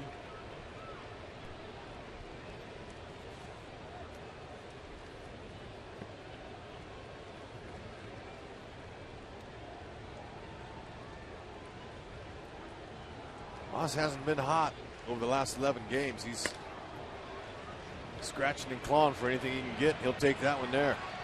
So he's just hitting 176 coming into tonight in the last 11. He'll take that doinker. And it's not like they have struck the ball well off Kansas City. They're probably the most well struck balls have been the ones by Josh Reddick, his double, his triple. The MLB.com at-bat app is the #1 source, fans, for live baseball everywhere you go. At-bat delivers Royals baseball with live audio, pitch tracking, stats, breaking news, and video highlights. Download at-bat now on your app store or text at-bat to 31826. Orlando or Yoenis Cespedes is the batter. Gutierrez dropped that nice breaking ball on him there. Gutierrez got a mid-90s fastball, that big curve, and occasional split fingers once in a while. Cespedes quite easily could be 3 for 3 in this game. He's needed. Yeah, he was robbed of a hit by Gerard Dyson, who made a leaping catch up against the wall, and then Escobar went deep into the hole to get the lead runner on a force at second base to end the fourth, and then he finally got a base hit to right field last time up.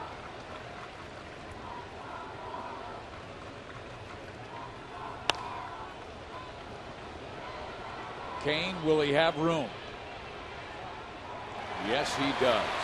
I'll tell you, Rex, for a guy who mainly plays center field and then has to move to one of the flanks, he's done a good job over in right. Yeah, and there's a big difference. When you're in right field, everything's moving towards the right field line off the bat. Right-hander hits one, he's behind it, it's going to slice that way. Left-handers, when they pull them, they're going to have hook on it. And then same thing in left field. David Lowe has to experience a different ball off the bat. It's going to hook towards the line. Everything goes that way. So until you've played all three outfield positions, you don't really understand that. Now John Jaso. Jaso's popped up, walked, scored in the triple by Reddick. Popped up again. First baseman Eric Hosmer.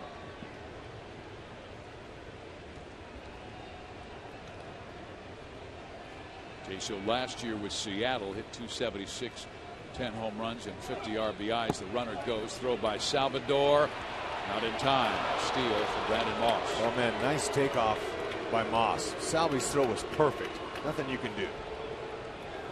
Whenever a base stealer steals a bag like that with a perfect throw, you can tell he got a great takeoff.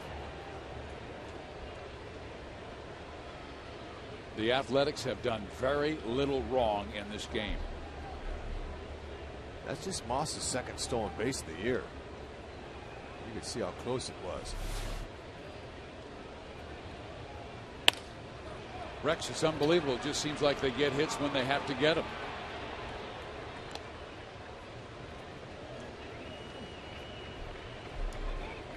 Well, they have more wins than any other team in the major leagues from Independence Day last year to Independence Day this year.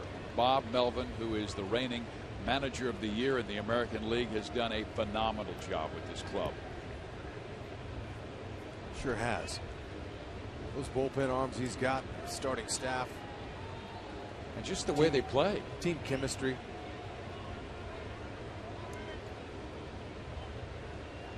Loose clubhouse.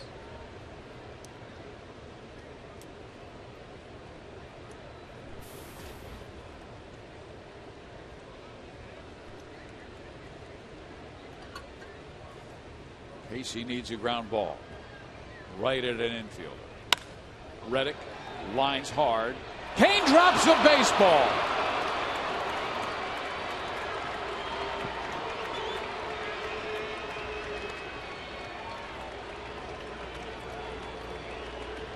it's 4-0 Oakland. Yeah, that had a sinking action on that ball, no doubt. But this is what an outfielder wants. You want to be able to come in on a ball when a guy's going to tag on you, get a little bit of momentum on your throw. And I'm just thinking Kane took his eye off it. Had top spin on it. He got there, and that's what happened. He took his eye off it. He looked up before he had it in his glove. Watch his eyes.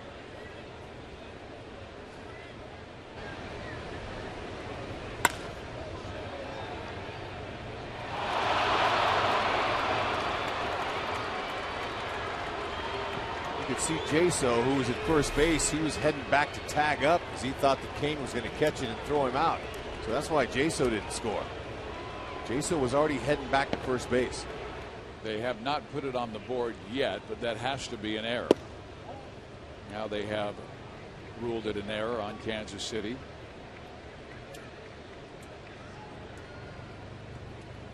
Reddick has been on 3 times.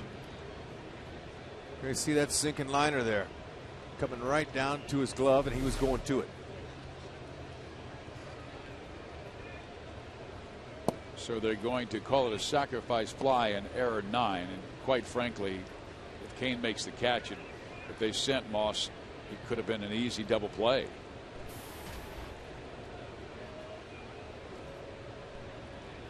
But Oakland doing just enough to win games lately. They've won 6 of their last 8, and they haven't been doing it scoring that many runs. They won 1-0 yesterday over the Chicago Cubs. They have scored 1 run in 3 of their last 5 games, and they've won 2 of those.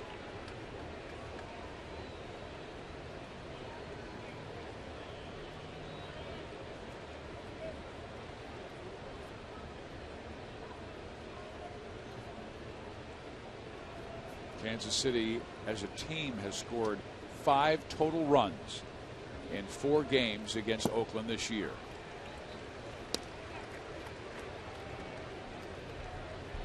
That 3-game series in the middle of May. Royals lost 2-1, 2-1, and 4-3.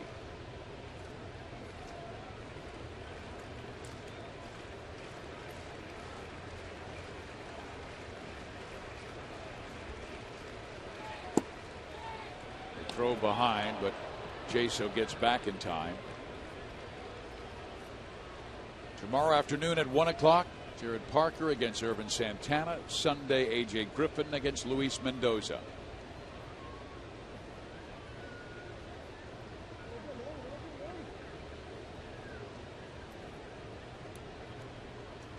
And then we head to New York and Cleveland for our next road trip.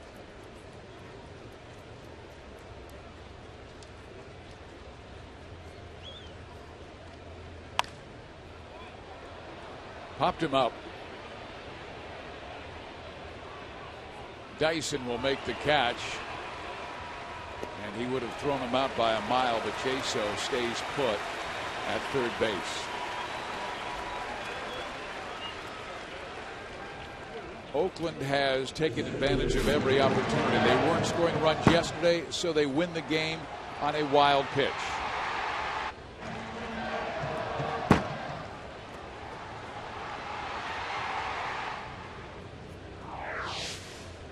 Just got to find ways to win, Fizz. Sometimes it's like that in baseball. Sometimes it rains runs. They just come out of nowhere. Everybody gets unconscious, and then other times it shuts down, and then you win on a wild pitch like that. I mean, the game is very strange, and no one's ever been able to figure it out, and no one ever will. However, you try to strive for consistency. Up the middle, base hit. This will score 1, possibly 2. They're going to send them both in, and it is now 6-0 Oakland. Wow, this has been a very impressive team to watch tonight. Exactly. Hopefully it'll change tomorrow. Exactly. But tonight they have taken advantage of every single mistake, whether it was a walk, an error, whatever Kansas City did wrong. They jumped right on it like a shark in water.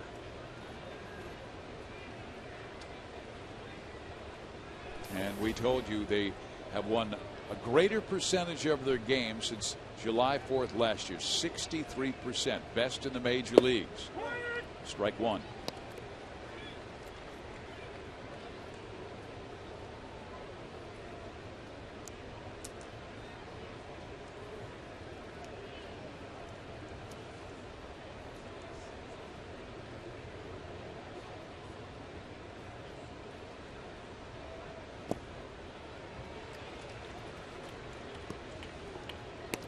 Smith didn't see that one too well. It's not one of his better swings.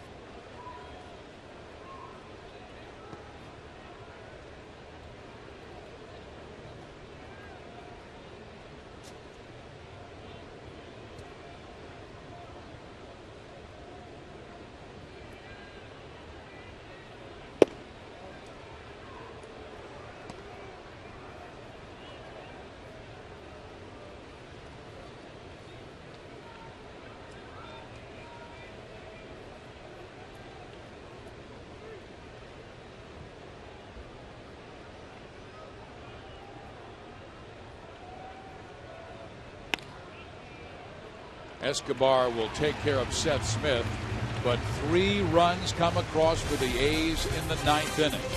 And they now have a 6-0 lead as Malone goes for the shutout.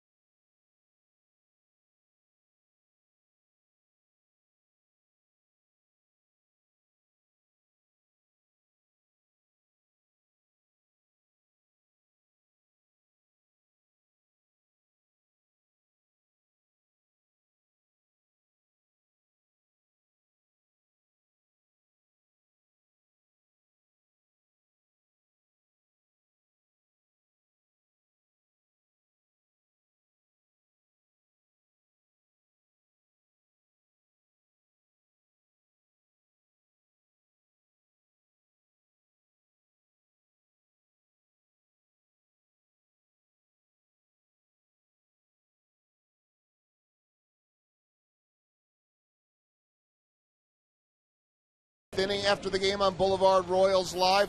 Promise you we will not put you to sleep. Maybe just our intern, that's all. We will talk about this game. Jeff Montgomery talked in the pregame about why Tommy Malone has been so good against the Royals.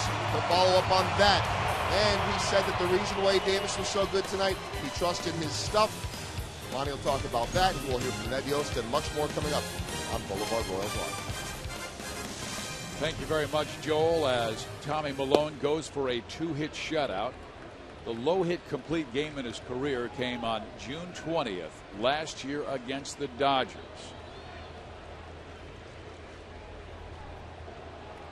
He has never, though, thrown a major league shutout. Trying to do that in Kansas City. And Dyson sends one to left. Cespedes will run it down, 1 out. And, you know, when they have made good contact, it's been at somebody. Just one of those nights.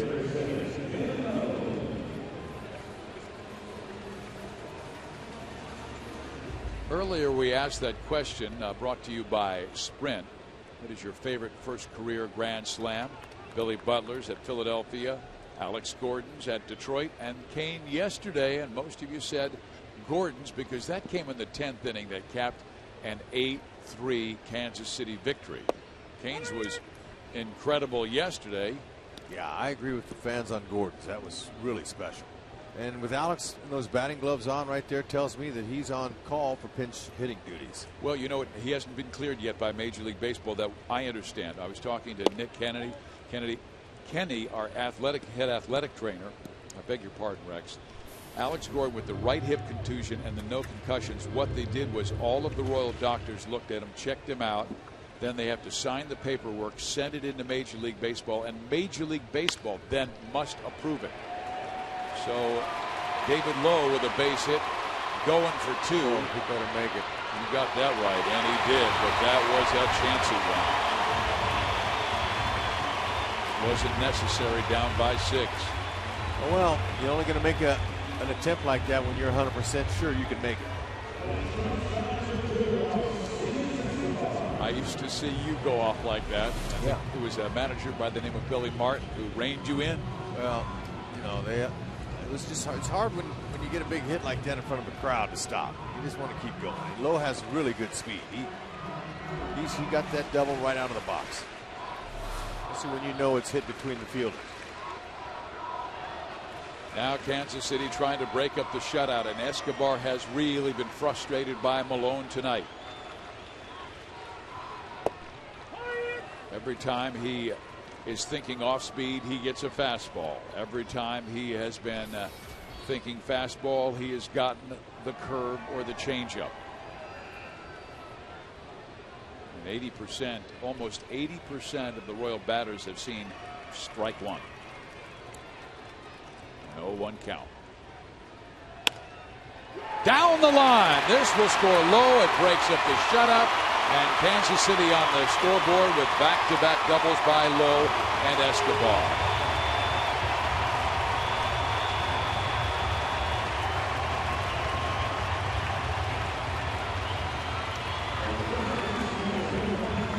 '13th double by Escobar, and it came at a good time. I mean, heck, you don't want this guy to shut you out in your own yard.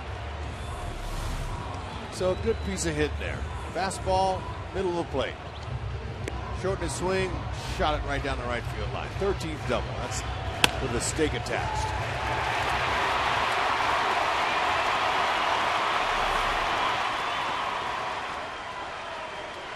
And you hate to bring it up, but you must, because facts are facts. But if the Royals shut them down in the 9th inning, Eric Hosmer represents the tying run. And he waves softly at the first pitch curveball and fouls it off, strike one. Coco Crisp, lousy single up the middle that put in the 2 runs. Sean Doolittle has started to warm up in the Oakland bullpen. Sometimes, you know, guys are talking the dugout there saying, look, you know what, let's get him out of there. Don't let him finish. Don't let him up. Hosmer back up the middle. Here comes Escobar to score, and it's a 6-2 ball game.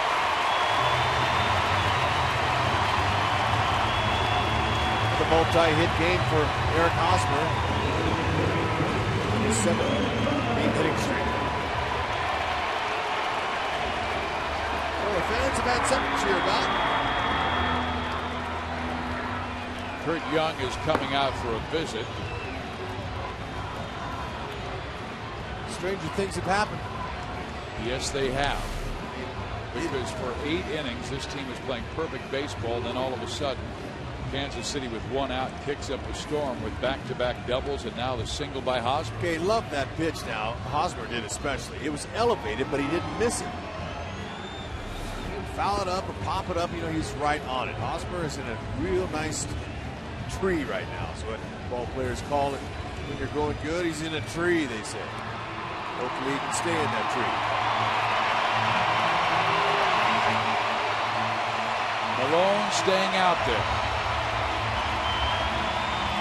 He has 1 career complete game. We told you it came last June 20th, 2012 against the Dodgers at the Oakland Alameda County Coliseum.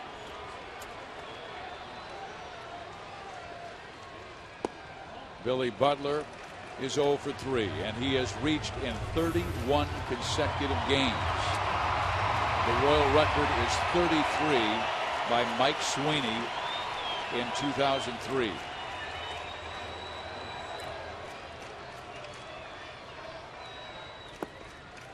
Hey, we've told you too that Tommy Malone has given up a home run in his last 8 starts. So maybe he's due. And Billy has got a 2-0 count. Grant Balfour has just gone up, and he is the man of 21 for 21 in save opportunities this year.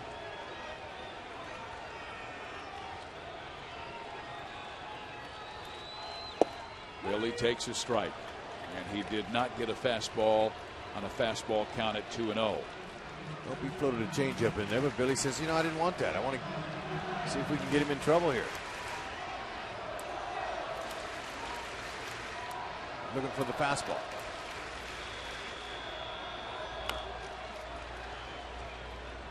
Malone back in the count, 2-2. Gone back-to-back off-speed pitches to Butler.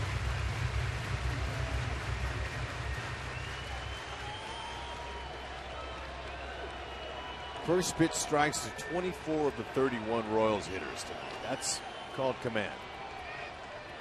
Making him hit your pitch. Butler singles up the middle. Hosmer turns second, holds there wisely. And Butler has reached base in 32 consecutive games. 4 straight hits by Kansas City. Seen stranger things. Bob Melvin, he's counting on his lefty. He said, go talk to him. Balfour needs a little more time. But the Royals need one more base runner to bring the tying run to the plate. And if it's the next guy, that batter would be Lorenzo Cain. So with Melvin wanting Jaso to go talk to him, that usually means that he's going to come out and get it. That's what's going to happen.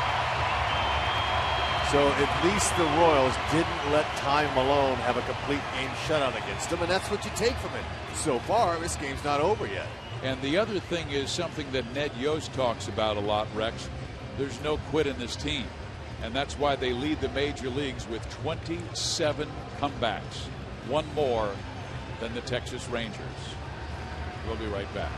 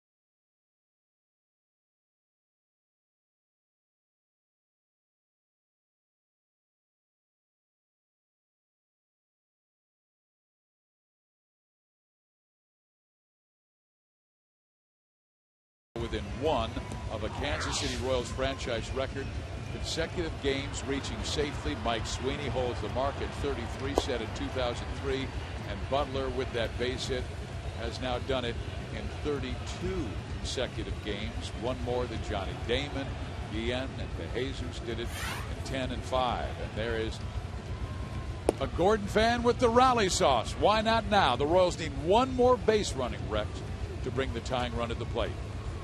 Just never know. Let's show you what ninth inning so far has been done against Malone.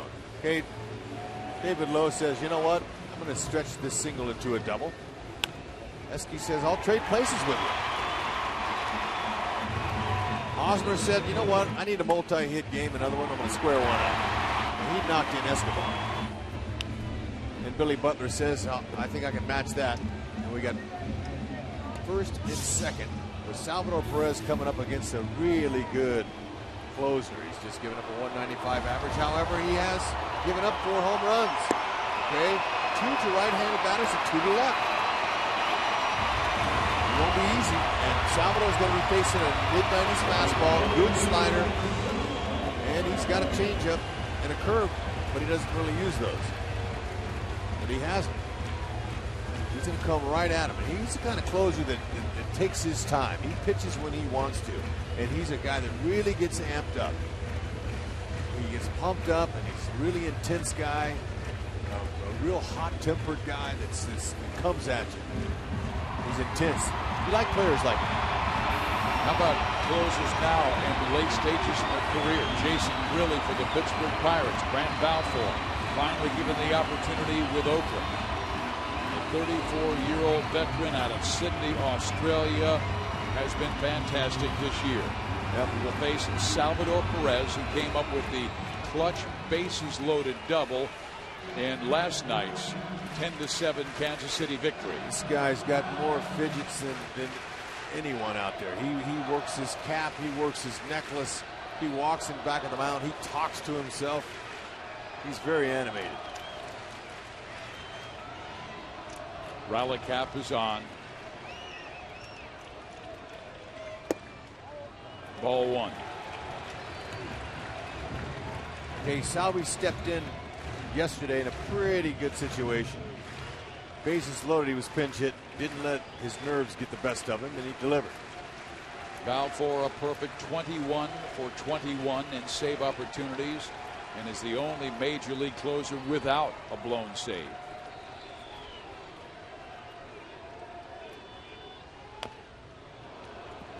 One ball, one strike.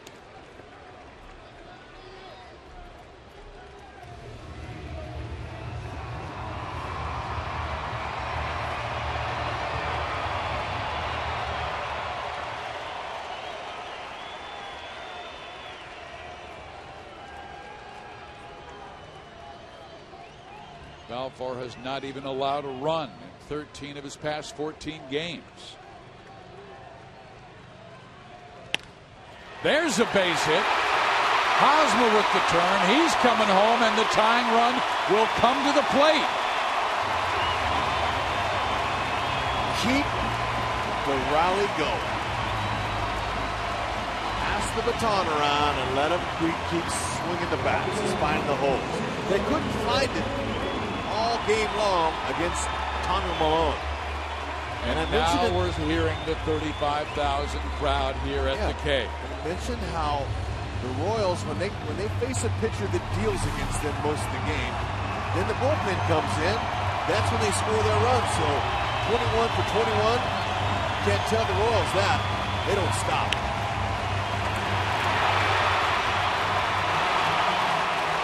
For 8 1/3 innings, Tommy Malone had allowed 2 hits. And now Malone and Balfour have allowed 5 straight by Kansas City's Lowe, Escobar, Hosmer, Butler, and Perez. And here is Lorenzo Cain, who hit the grand slam last night to get KC back in the game.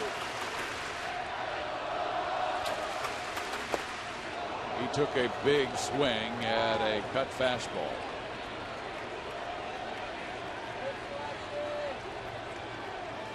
Kansas City rallied from a 5-0 deficit yesterday. Ned Yost said that used to be a death sentence.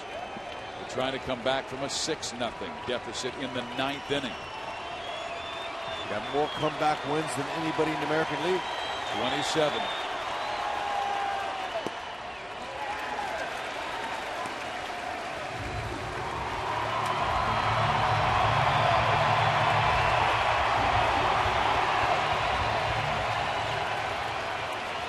Lorenzo Cain told me today when he hit that grand slam he wasn't trying to hit it. He just wanted to hit the ball hard. Same approach here.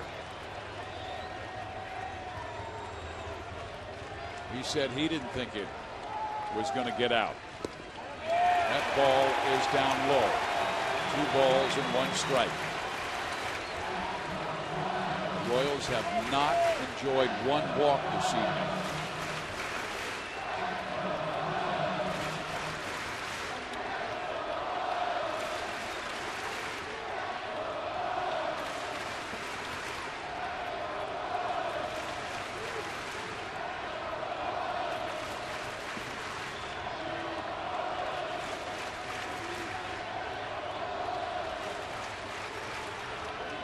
Balfour taking all kinds of time on the mound.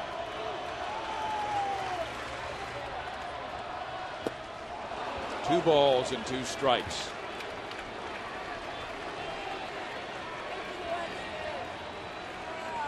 With 1 out, Lowe double, Escobar double, Hosmer singled, Butler singled, Perez is singled. A 6-0 deficit is now 6-3. Balfour, he's going to stay with that slider, and after he got a swing like that.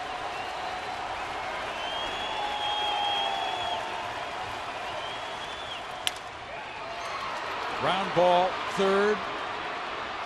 They will not get the double play. Kansas City has them on the corners with 2 out for Mike Moustakas.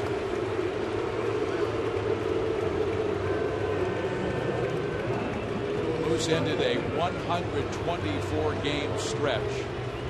Excuse me, 124 at-bat stretch without hitting a home run, and then blasted one earlier this week. Wouldn't that just bring the house down? So it's been 20 at-bats since his last home run.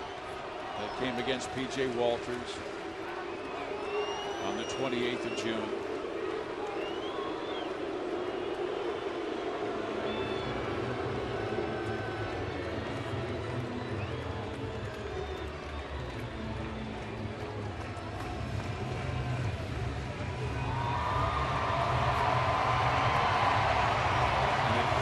Crowd tonight.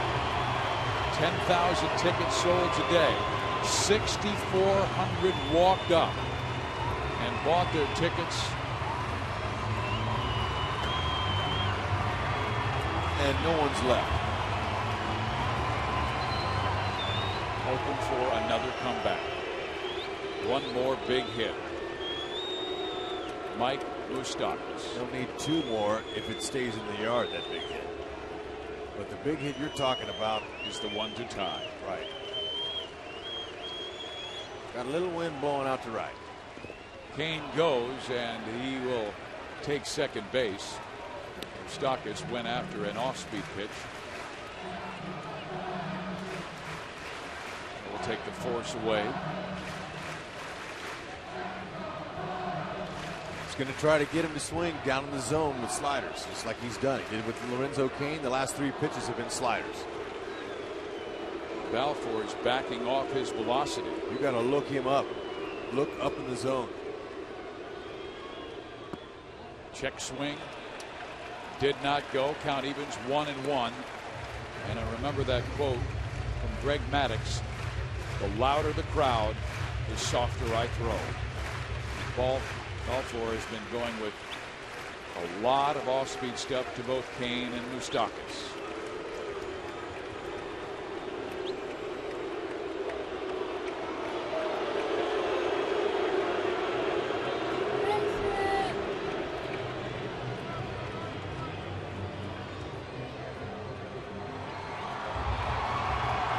Opponents have been 3 for 25 with runners in scoring position against Grant.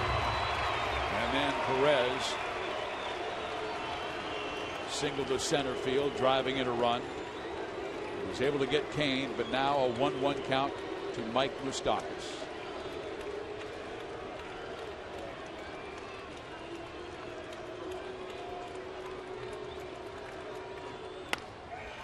Second base. Game over. But the Royals, with a tremendous effort in the 9th inning, coming back on this game.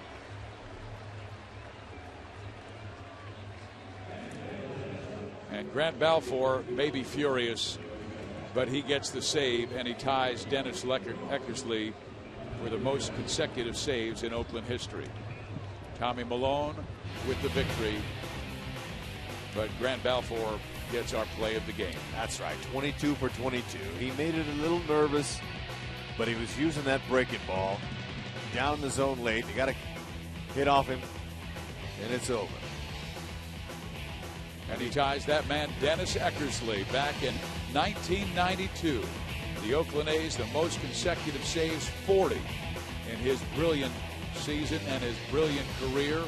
But it was that year in From September 91 through August of 1992, X saved 40 straight games, and Balfour has done that from last May to this year.